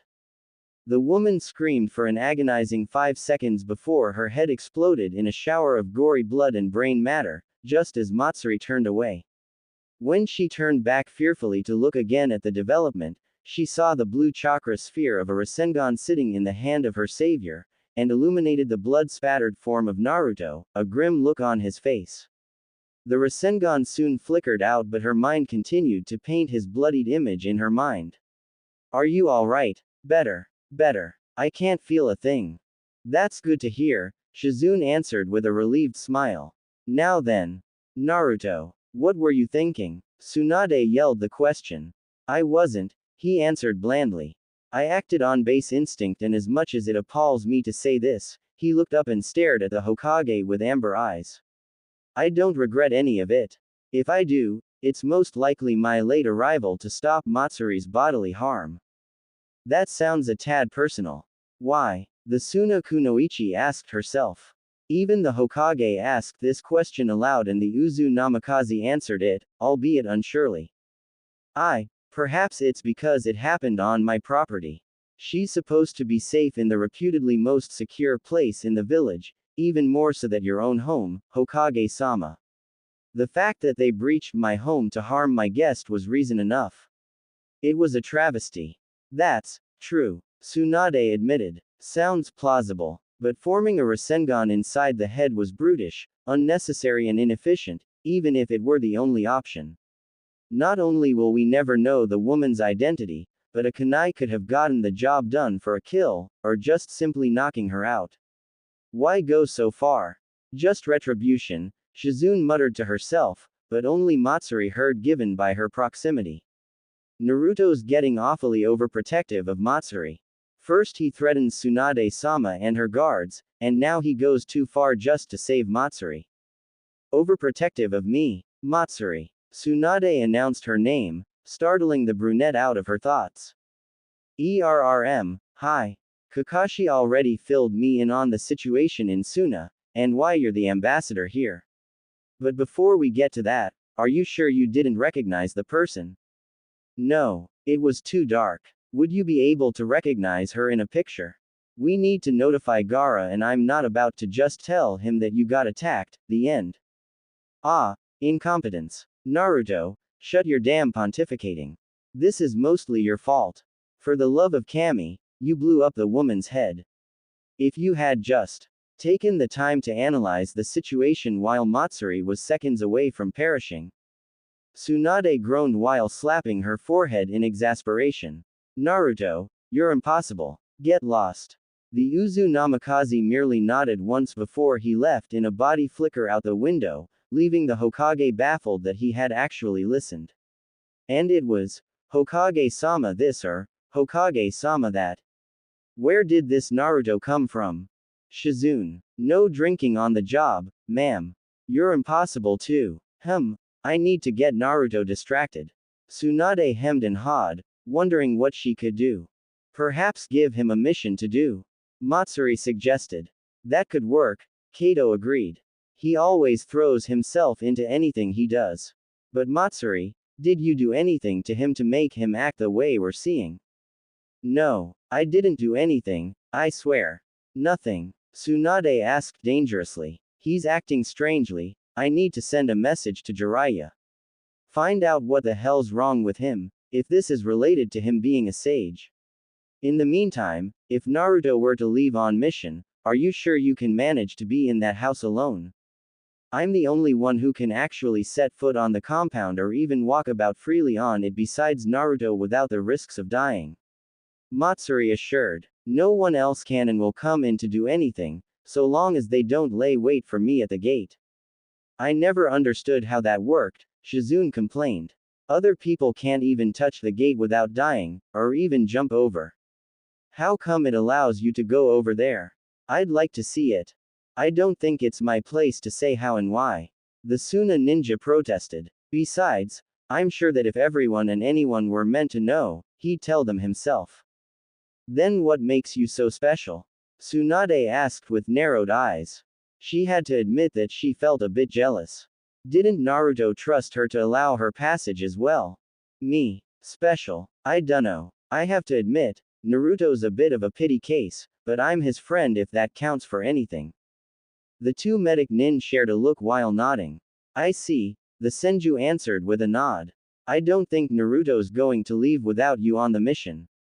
Since you're an ambassador, you have to stay put, like an envoy is supposed to.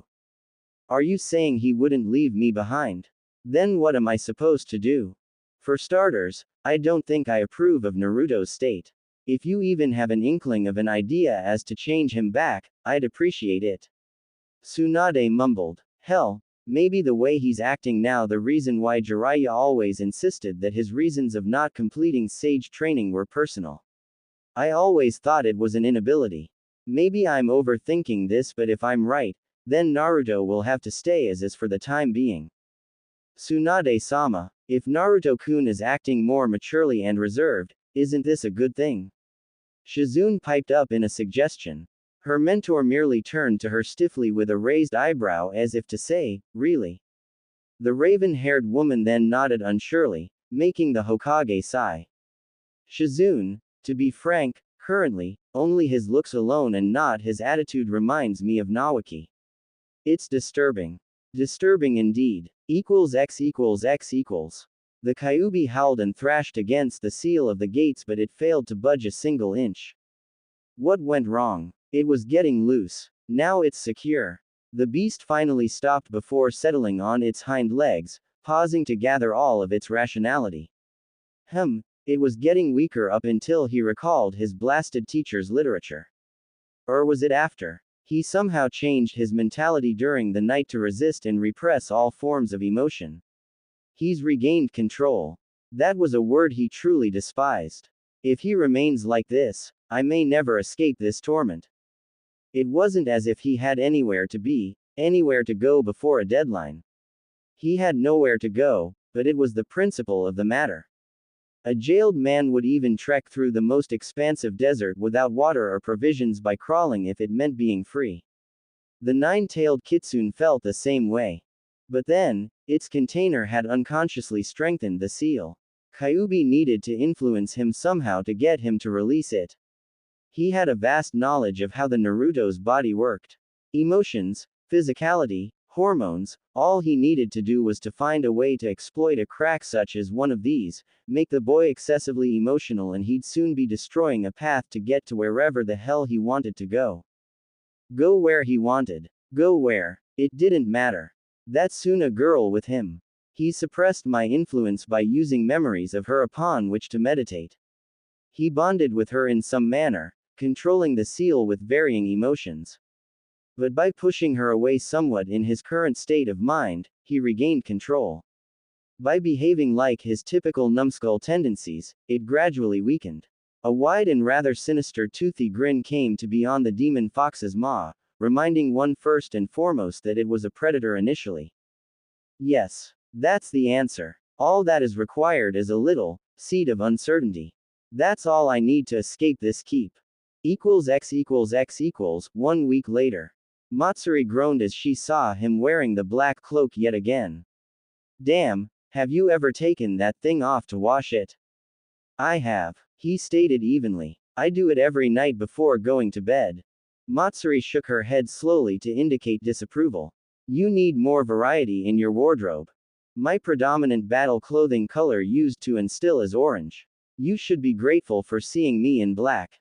If only Gaara could see him now, she thought absently, not even realizing this time that she had once again failed to administer the honorary suffix or to use his title. That may be true, but I couldn't care less. We're going out to get something to eat. Why? The question was asked with unadulterated curiosity and certainly didn't feel suitable for his current general vibe. We've been in the house for too long, she answered quickly. You can go somewhere in the morrows. You've been in the house for too long.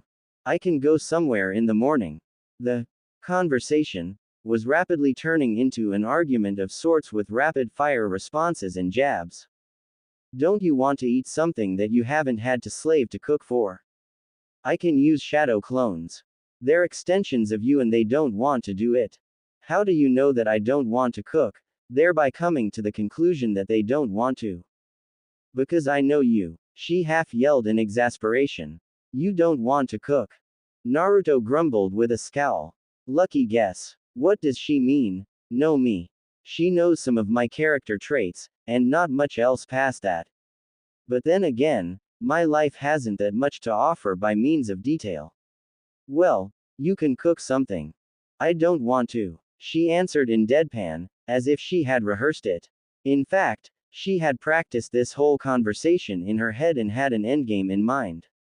She hadn't forgotten what she was setting out to do, that is, get her Naruto back. Where the hell did that come from? She asked herself unsurely. I mean, make Naruto go back to normal. Well, you can go by yourself, he folded his arms with a slightly cross look on his face. Unsafe. Unsafe. What the hell? Unsafe. He stared at her momentarily. If she were on her own, then she could be vulnerable to any other potential assassins that lurked outside the compound. You don't wanna cook, I don't wanna cook, so we can both just go. I'll come, he jutted in, interrupting her line of speech. Matsuri was pleasantly surprised to see him give in to her wishes so quickly after being set so staunchly against it. She had believed that she would have had to sell the idea, but it didn't appear necessary after all. She didn't read too much into it, she had work to do.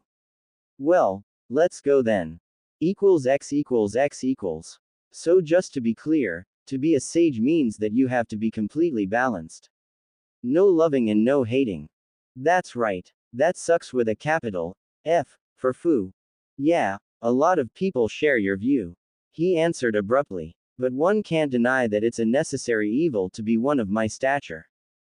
Are you godlike? Of course not. Then what's the use? She asked adamantly. It's just a big waste if you're not the strongest alive. I could take Tsunade on with Sage Mode and pull off a win. He answered in the same tone. She stroked her head in thought. Still not good enough. 2 cages at the same time. But just barely. That sounds like a protest. Now we're cooking with gas. Still not good enough. No emotion. Still sucks to be you. Naruto inhaled deeply before exhaling the used wind in like fashion. I had no one to love me, or me to love them. That wasn't the same for hate, as almost I knew hated me. It was a win-win for me. No one to love and everybody to hate. The village should count itself lucky that I gave up my hate. As his voice droned in the background, Matsuri couldn't help but grin to herself. He was complaining, which was sort of a half-emotion called gripe. Also, him complaining as much as he was currently might be working as even his vocabulary was regressing somewhat. If one thing was sure, she knew that he wouldn't say, lucky, or say, win-win. Rather, he would have said something along the lines of, fortunate, or, all beneficial. You had someone to love you. What about Hinata? I think her name was. It'd be prudent of you to cease and desist in that claim.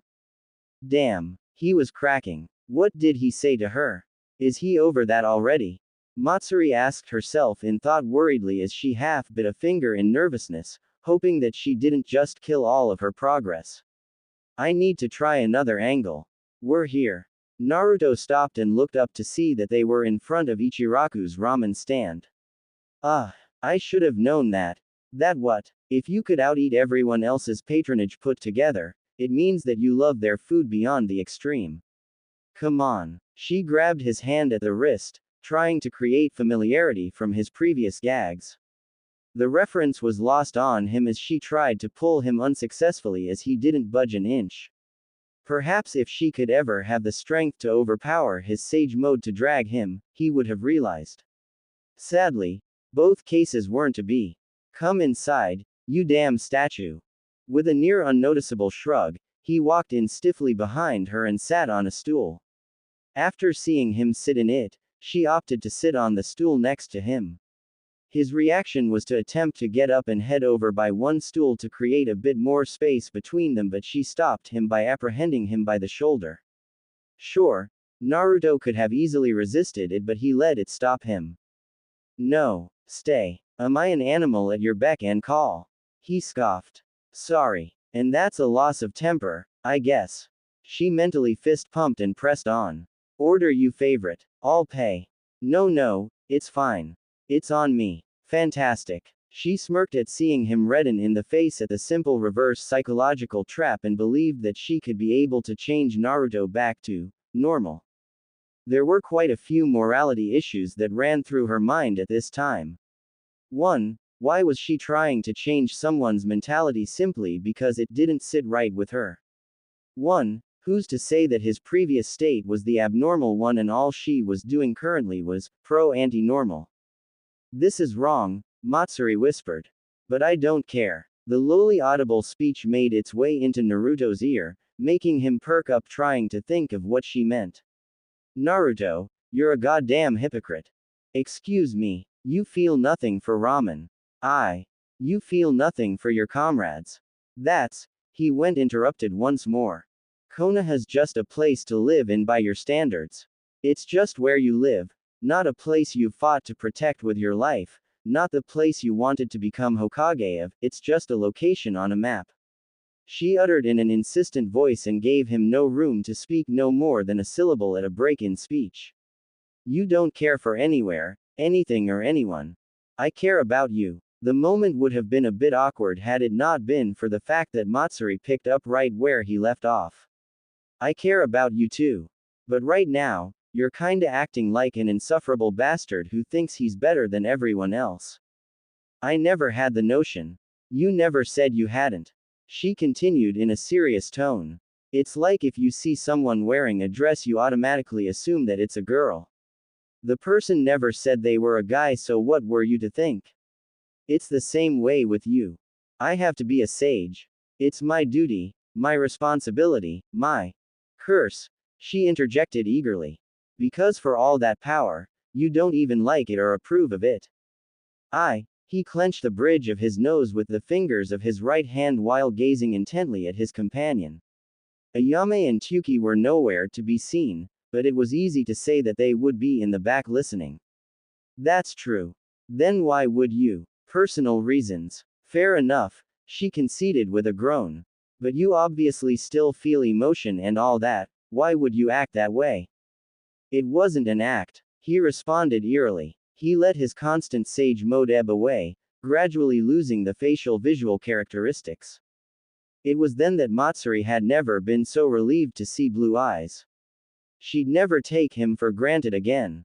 She finished writing the report to send to the cage and rolled it up before using the special seal that was given to her to secure it, ready for delivery. The whole process was confusing to her, not the actual documentation, but her actual motions and emotions were a tad conflicting. It hadn't even been 3 months properly now, and Matsuri considered all that had transpired during her period of fellowship with the Uzumaki.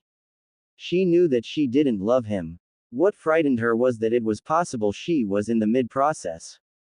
She hadn't really considered Gaara, she meant Lord Cage Gaara, in a long time, nor did she really feel the need to try and put on a show or flair or have a need to impress in her letter.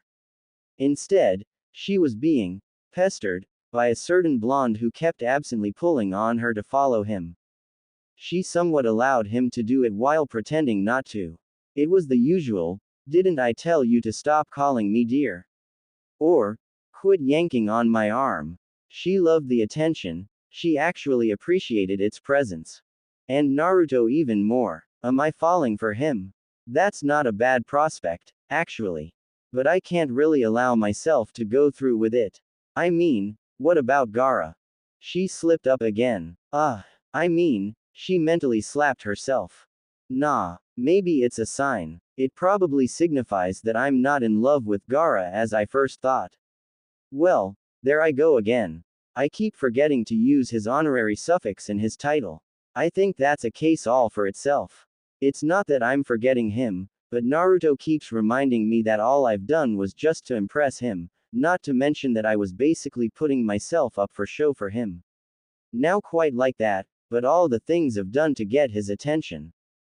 Matsuri considered all the times in Suna in which she had worn some sort of provocative clothing from time to time, nothing too questionable, mind you, and the perfumes that ate her paychecks as well as acting like nothing more than a teacher's pet or even worse, some breed of Suna fangirl.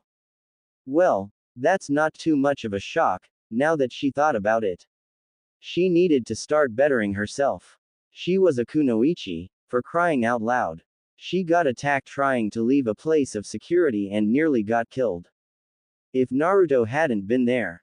Well, it was hard to imagine Naruto not being there. He was always there. At first, she thought he was being clingy, but now she realized that he was just being him, if that made any sense. Kinda goofy, kinda good looking, kinda considerate, kinda affectionate, kinda sweet, kinda, well, kinda. And the list went on and on and on. Perhaps she was hit harder than she thought. It was a fight all by itself not to love him. As attention grabbing as he was most of the time, perhaps that in and of itself was the reason. By being the only male around for so much of her time, she naturally gravitated to him. She could wish that was the case, but no one else in her village or in the leaf had caught her eye and she was sure she hadn't caught theirs. She wasn't all that special, by ways of attractiveness like having extremely defined body contours, big assets, breast size, 1. In fact, Atetsu had once told her that she was very plain looking. It didn't hurt her all that much. In fact, she herself thought it to be true and was in reluctant agreement. Hence why she had to spruce herself up, so to speak. She had always been ignored in that same sense, in favor of the more attractive girls of her village. Being ignored wasn't a pleasant factor, and one she and Naruto could relate to. How deep-seated was her relationship to her host, she had no idea. In any case, she was only a friend. Besides, she hadn't fully come to terms that she might be infatuated with him, and even if she did, it'd never work. Instead of it being some predictable story of a beauty and a beast, it was rather another story of boring, plain and the handsome demon.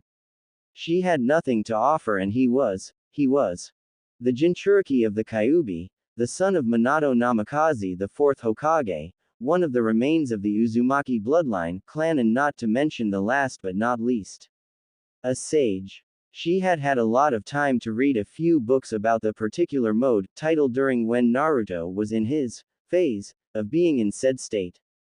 To be a sage would be yes, a powerful person, both by leadership and might, but also to be a person of having, well, all that Naruto had described himself to be. He hadn't lied, he hadn't faked, he hadn't bluffed. When he had first started out acting the way he was completely genuine. By the end of a total of 8 days, he was trying to keep up an effort to remain as such, but by then it had become something of a facade, one that she took pleasure of knowing she broke. Who's to say that he wouldn't fall back in such a state? What if it were chronic? It had happened again. It lasted for 48 hours. It happened again 2 weeks later. It lasted for 2 hours. It happened again in 10 days. It lasted for 3 damn weeks. By then, she had grown somewhat attention-starved and had to do some things, certain kinds of things. Not nasty things, questionable things or bad things. Well, they were for a good cause, so it was a good thing, right?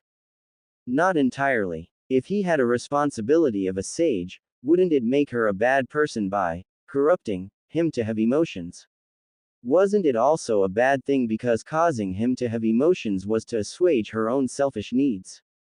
Matsuri no longer had herself to consider. Yes, she was well off, being in a fancy house, not having to worry about food, fancy meals were guaranteed, money. I'm a friend, not a gold digger, Matsuri told herself fiercely as she gazed through the window at the garden. He offered me this place, I never asked for it. She certainly didn't refuse it. She was therefore a sort of victim to her own argument of not saying what one meant, or they'll be assumptions. She was so confused. She was just a plain, orphan girl who used to have a crush on the cage and just came to terms about having a growing one on a new person, or it's that he was just growing on her, she couldn't really tell. These were new waters for her. A person who was basically everything she was not. As previously thought and still unchanged, he had status, class, money, charisma, power and basically a fun-loving guy. His reoccurring bouts of being a full sage weren't a blemish, rather, they were just a growing part of who he was. If she couldn't accept that part of him, who was he to accept any part of who she was?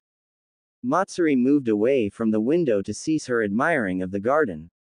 They were just reminding her that she was merely a hued rock with some slight refinements. X equals X equals. Naruto wondered how the girl seemed so withdrawn. He missed her trying to get him to leave the house mansion, to go out and socialize, for lack of a better word. She became rather lackadaisical and it couldn't be healthy. Well, not mentally. She was in rather terrific physical shape but she could use some improvement. Naruto had an idea. Oi Matsuri. Wanna train with me? Nah, I'm busy. Maybe next time. Wanna train with me? Just because you ask me again doesn't mean that. This is the next time, he insisted. It's the follow-up in a series, therefore, it's the next time. He was slightly pleased to see her smile a bit but it fell when she responded by saying that her answer was a, maybe, the first time. It could be a, no, she explained. Are you trying to use psychology on me? I beat the Hyuga clan head with parapsychology. Don't get confident in what you did the first time, the blonde answered with a self-satisfied smirk. Besides, if you don't come, I'll drag you to training. Even if you did, nothing guarantees that I'd stay, or even do anything if I did. The Uzu Namikaze frowned deeply, making the girl fret a bit. Is that so? Yeah, her voice wavered a bit, wondering what he was up to. I'm going to remove your name out of the registry, he deadpanned before walking away from where she lied back down on her bed with the pillow on her face. At first, she was like, who cares, but that was before her heart leapt into her throat, suddenly feeling exceedingly worried and heaved the pillow off of her face. Registry. The blood registry. No. She practically saw bright lights swimming in her vision as she worried.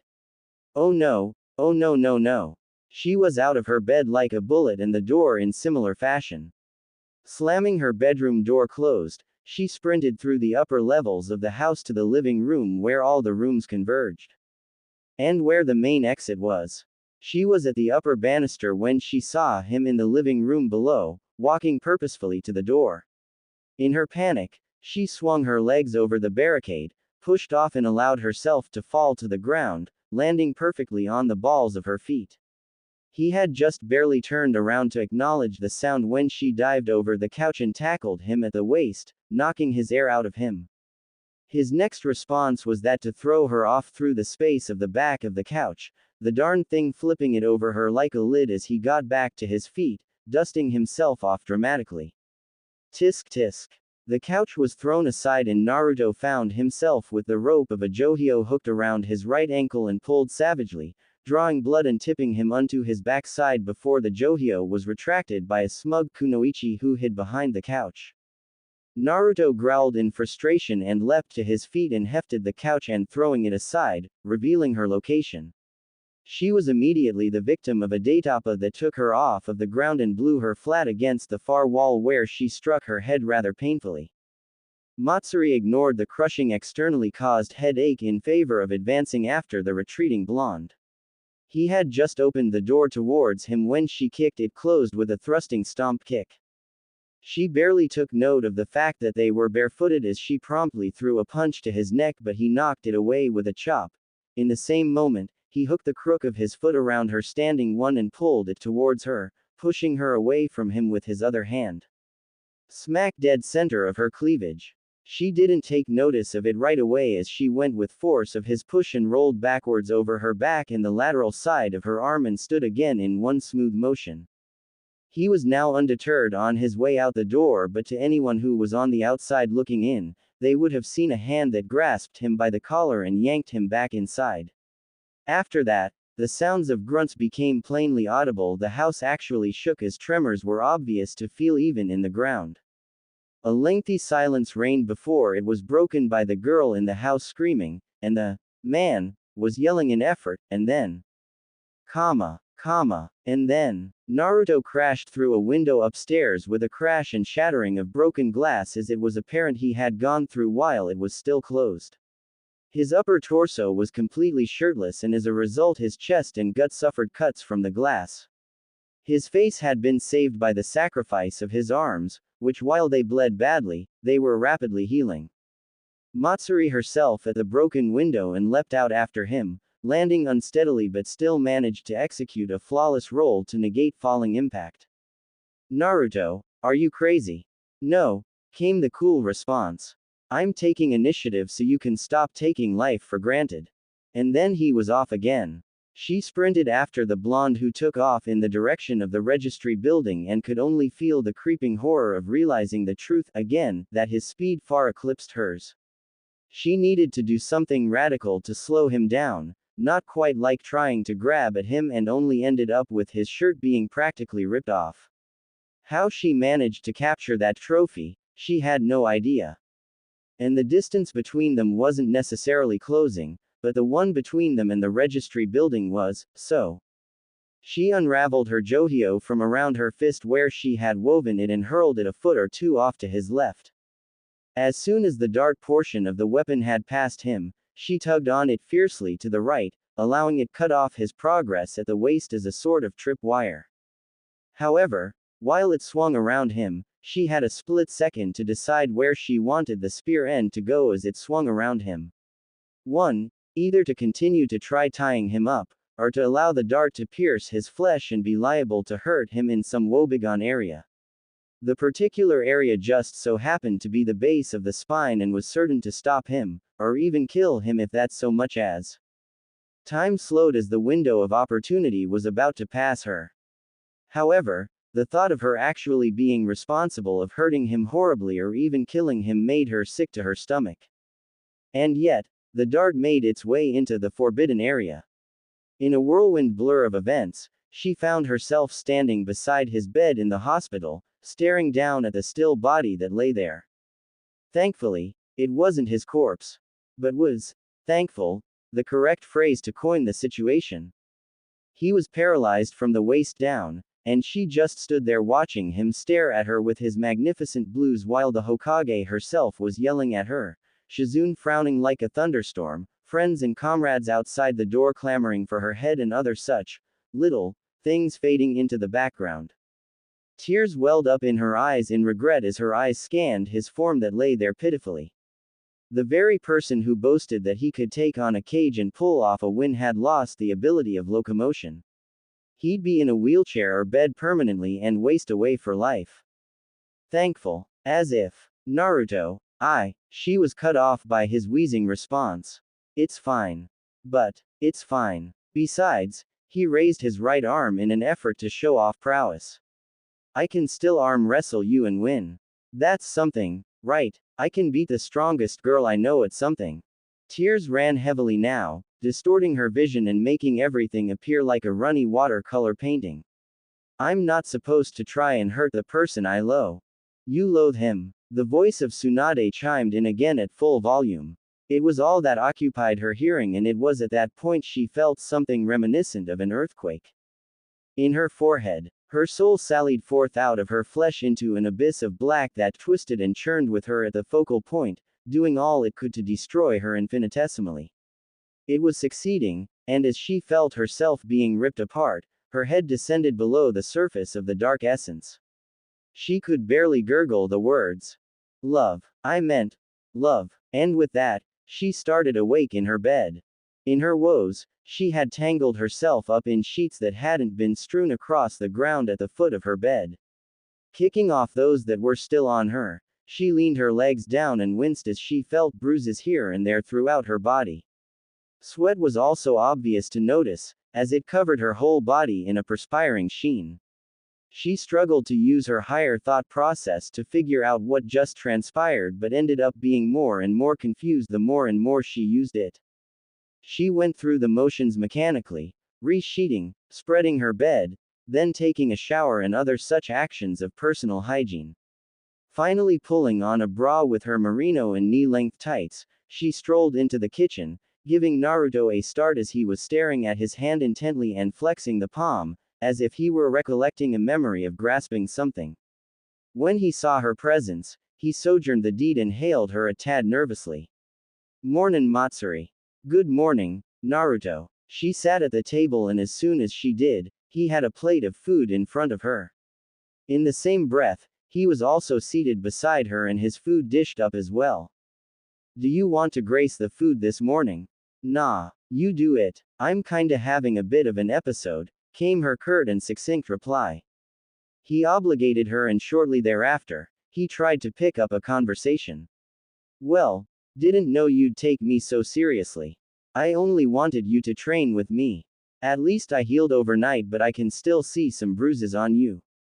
"Yeah, you didn't take it easy on me. Bite food, chew, swallow. Chew, swallow. Well, I kinda expected you to try and rope me up in the end, but you nearly hogtied me. If I hadn't cut my way out, I think you would have left me out there still." She smiled at this, now remembering that she had chosen to tie him. "Well, I wouldn't have. I guess you don't know me as well as I do you." He smiled too when he saw hers. "You're the strongest girl I know. Does that count?" That statement was a bit eerie. In a bit of a show, Matsuri pinched herself hard and still found herself eating breakfast. This left Naruto wondering why she did that. "Was that for? Just making sure I wasn't dreaming." "Oh boy." She shakily returned to her breakfast, slightly unsettling the rising good mood. "Okay." He trailed off as he began staring at his hand again absently. She took notice of this and smirked a bit. "Perv. Who, me?" He quit immediately and blushed. "No, ma'am." Well, it was good to know that he loved even one part of her. On second thought, make that two things. "Well, after breakfast, help me clean and fix what we broke yesterday." "Alright, Naruto-kun." "Fantastic." He got up and went to the fridge to get himself a glass of orange juice. It was a good thing he hadn't started drinking it yet when he realized that she had just used a typically affectionate suffix, otherwise, he might have done a spit take. "Wait, what? So, Naruto-kun, huh?" She didn't even look up as she swept the glass into the dustpan. She kept her head and face angled straight, lest he see her slightly reddening face. "Yeah, something wrong." He did a bit of a double take. No, it's just that, well." She could hear him rambling, but didn't put a stop to it. In fact, she was afraid to. Afraid that he didn't like it. Afraid that he didn't accept it. Afraid that he didn't accept her. "What? You don't want me to use the suffix?" She asked in a tone that was the polar opposite of how she was feeling. Matsuri could hardly believe how easy her voice came from rapture in her chest, but yet it seemed that her aloof-like tone was putting her host on edge, the very same whose home she was helping to clean, reasons being that it was night trashed because of their rough-and-tumble the day before. Just recalling it brought the hint of a smile to her face, but from Naruto's perspective, it gave her a smug look and a bit coy. Sexy, even. Not that he'd admit it. "The suffix is fine," he admitted. "It's just that I didn't expect it, that's all." "Why wouldn't you expect it from me?" Her smile fell as did her countenance, and his emotions mirrored the action. In fact, it was starting to feel like he was being put on the spot for no good reason. He felt almost shameless for even questioning it.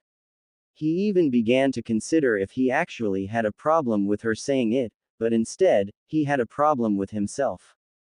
He just couldn't lie to her. He decided to tell the truth. Just looking at Matsuri's face, that bonny face of hers, and her limpid eyes that came accompanied by stark eyelashes that highlighted an endearing face. It was the kind of face that could express any kind of emotion, any time. She had him fearing her, she had him fretting for her, she had him loving her. He sighed deeply. He had come to terms about that, having inkling that he might have developed a love interest in her, and that brought up a lot of confusion, and if there was one thing he hated, it was being confused. It made him feel weak, lesser of himself, like how he used to be when he was younger. On one hand, if he loved her, then it would be unfair to Hinata, who professed to have loved him for most of their lives. Pity she hadn't had the confidence to tell him before his training trip. Besides that, he wasn't allowed to love, due to his part of being a sage. That in itself wasn't fair. That is, for him to even fall in love, and when it happened, it was with the wrong girl. That raised a lot of questions on his end, and he was sure that not even he had all the answers. Hell, he wondered that, no, Jiraiya probably didn't even have a clue. Perhaps some higher being dictating who he should fall in love with. Hold on, wrong girl. Is it even fair of me to class Matsuri like that? He was sure that he had no right. As a matter of fact, as sure as night followed day. On the outside, Matsuri patiently waited for his answer, but on the inside, she feared what he would say. She had an idea what, but didn't quite know how to phrase it into words. HMPH. I guess I was right. He doesn't like me in that way. She turned to resume her task of cleaning, but as she turned, he grabbed her by the shoulder to halt her for a moment.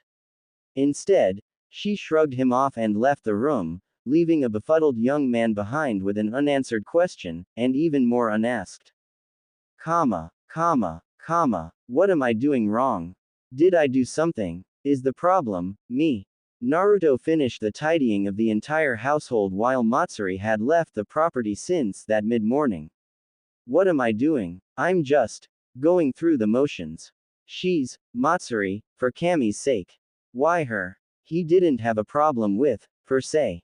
What he meant to ask was, why me? He was a sage. He wasn't allowed to feel emotions. They hindered better judgment. To be impartial, almost like his father who sacrificed himself and his family in general, just to save the village. None of that, save your family or your village, type of crap that usually had people choosing family instead of hundreds and thousands of people they didn't know. That was what it meant to be a sage, to choose the greater good, rather than benefits for yourself. To be self-sacrificial for the benefit of others. He was a final authoritative figure who had final say, wielded great power, had all the financial backbone he'd ever need, and he had never quite felt so lonely. That's right, the Kyuubi said. Only I, for hate to be your one and only comforter. Naruto had no hesitation to cut the mental link, wasn't even amused when he felt the great kitsune's ranting on the other end. It used to be ignored, but now. It's always Matsuri, he muttered almost angrily. Life was just going on real easy and simple without her around. Just be Naruto plain Uzumaki, have 1,000 meals in his arm seals to pick from, wear his sage cloak whenever he wanted, just be a sage.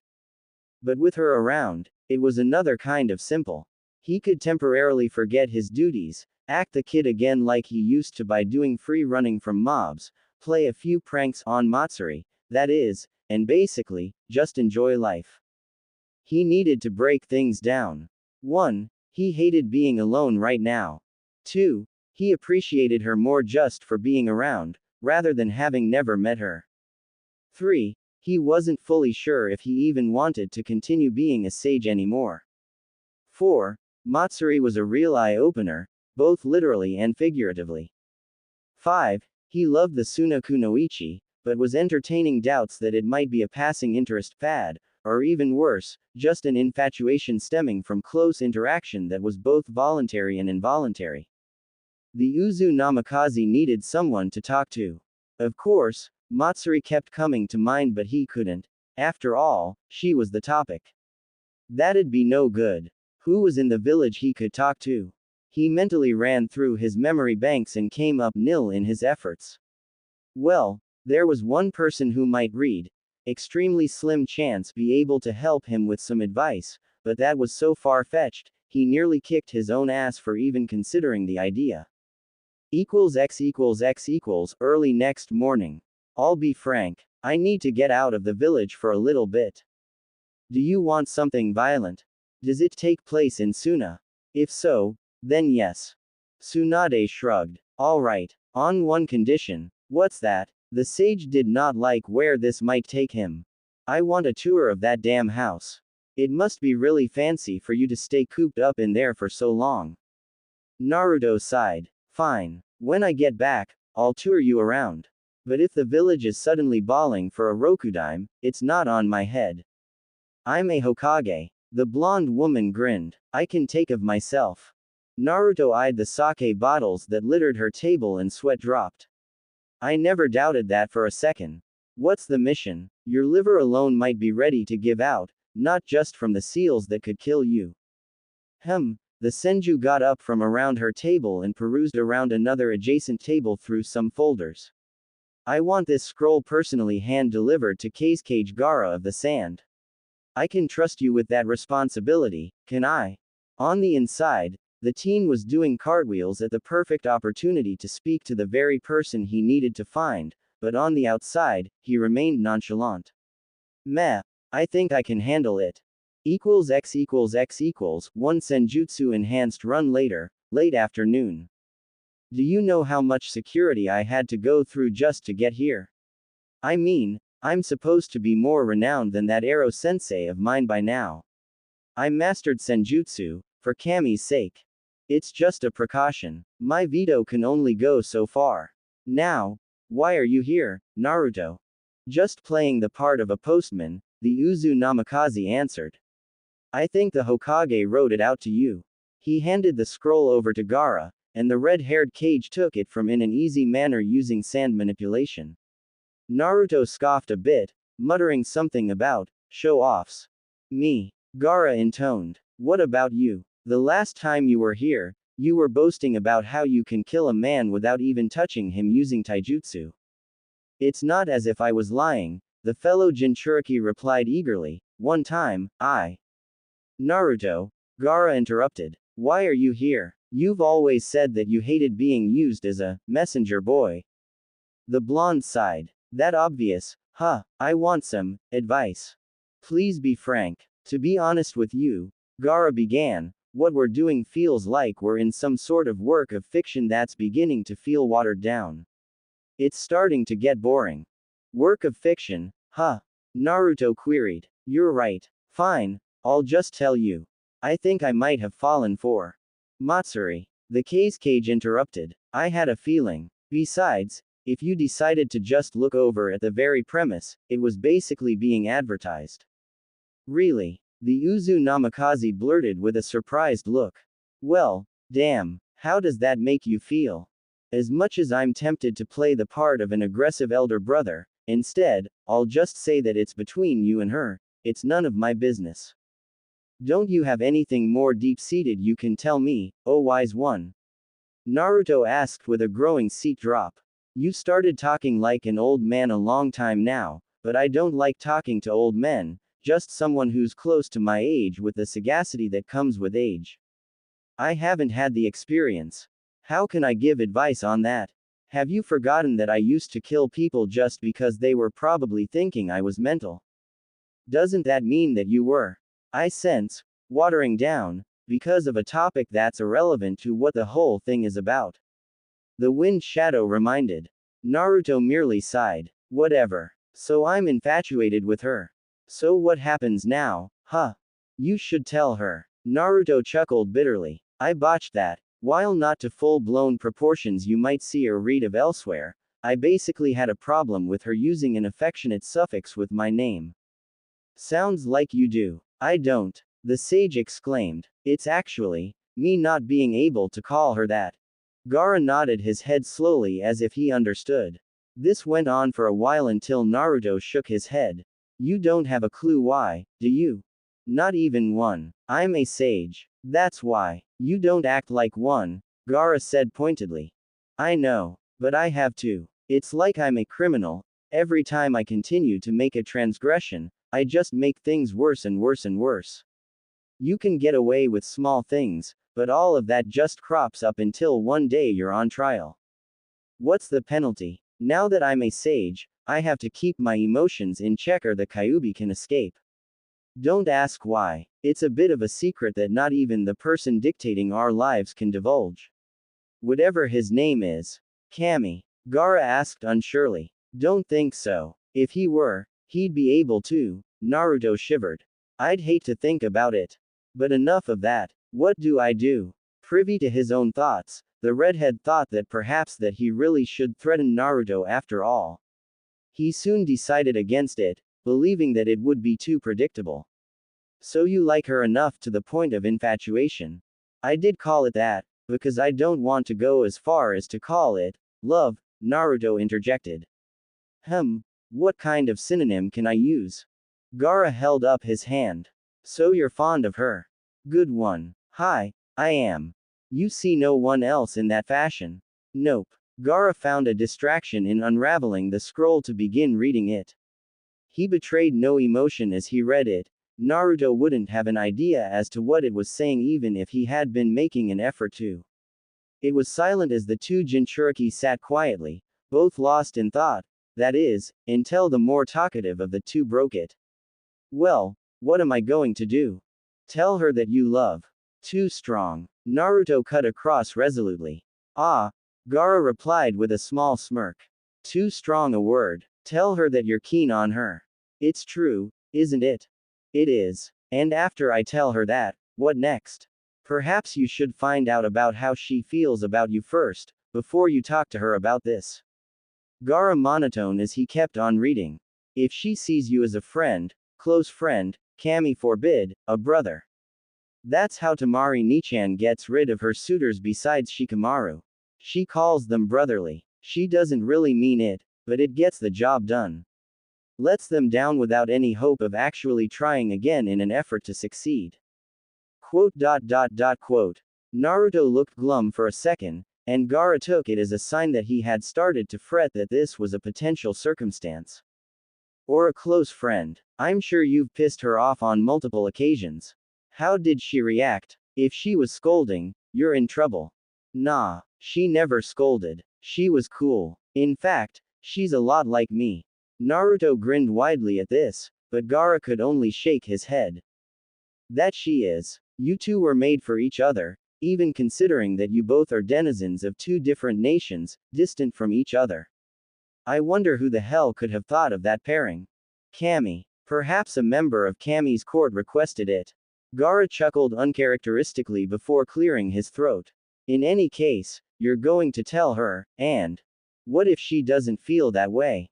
Naruto got out of his seat so quickly that the crook behind his knee sent the chair flying to the far wall where it smashed into pieces. Gaara wasn't even nonplussed, but guards came in to check up on them. Naruto was still in his moment, but the wind shadow waved them back out again. I can't believe that I'm entertaining this. I'm a sage, for Kami's sake. Naruto yelled. I gotta. Where the hell's my black cloak? I gotta meditate. Naruto, get a grip on yourself. Black cloak. Has this been going on a long time? Months now. Gaara raised his eyebrow. How many? It started 8 months ago. Has she been in Konoha with you that long? Quote. Naruto gazed at his friend. Come to think of it, have you sorted out your council yet? It's been long enough, hasn't it? I've dealt with all of them 2 months ago. To be honest, it slipped my mind to let Matsuri know she can come back home. In fact, Gaara held out the scroll he had been reading. This letter is actually from her. It was in fact this letter that reminded me. Naruto took the letter from him and began speed reading it. After completing it, he read through twice more slowly. She's coming back to Suna. She. Hi. Gaara answered. So you're going to have to tell her. She apparently wants to come back home. The blonde's face fell when he heard that. To Gaara, it almost looked as if Naruto wanted to cry or something of the like, but thankfully, it didn't come to that. I want to tell her. But I can't. I have to forget about her. I don't know what to do. I want to tell her of my feelings, but as a sage, I'm not even supposed to even have feelings for her. It seems you have an ultimatum. Huh, why does that feel like a reference? Gaara became puzzled, but he shook it off. You'll have to choose. On one hand, power, influence, wisdom and charisma is offered, even to the extent of being eligible for Hokage, but no emotions, especially one you've sought after in others for you, particularly Matsuri. On the other hand, you lose all the things afforded with sagacity, for a chance that she may become your significant other, may lose eligibility to become Hokage, and most likely accidentally release your tailed beast in the compromise. Thanks for making it simple for anyone to understand the stakes, Naruto mumbled. It's a tough one, and I can't even say, I'll sleep on it, or, I'll meditate, because either will influence my decision to either way. I need time. Time. Gaara perked up somewhat. Perhaps I could tell her that she can return in a month. Not nearly enough, but it will have to do, the Uzu Namikaze mumbled. I don't know what to do. Well, I'll write a return letter. Will you tell her how I feel? Of course not, Gaara retorted in his quiet way. Just to tell her that she may return in a month, using the excuse that she can use it to get herself in order. Thanks a lot, Gaara. He came closer and shook his fellow Jinchuriki's hand. I can't thank you enough. Pay for the chair you broke. The blonde stared at the redhead dumbly before the cage continued. That was a joke. Oh, 'cause I know you have the coin to get many more and all.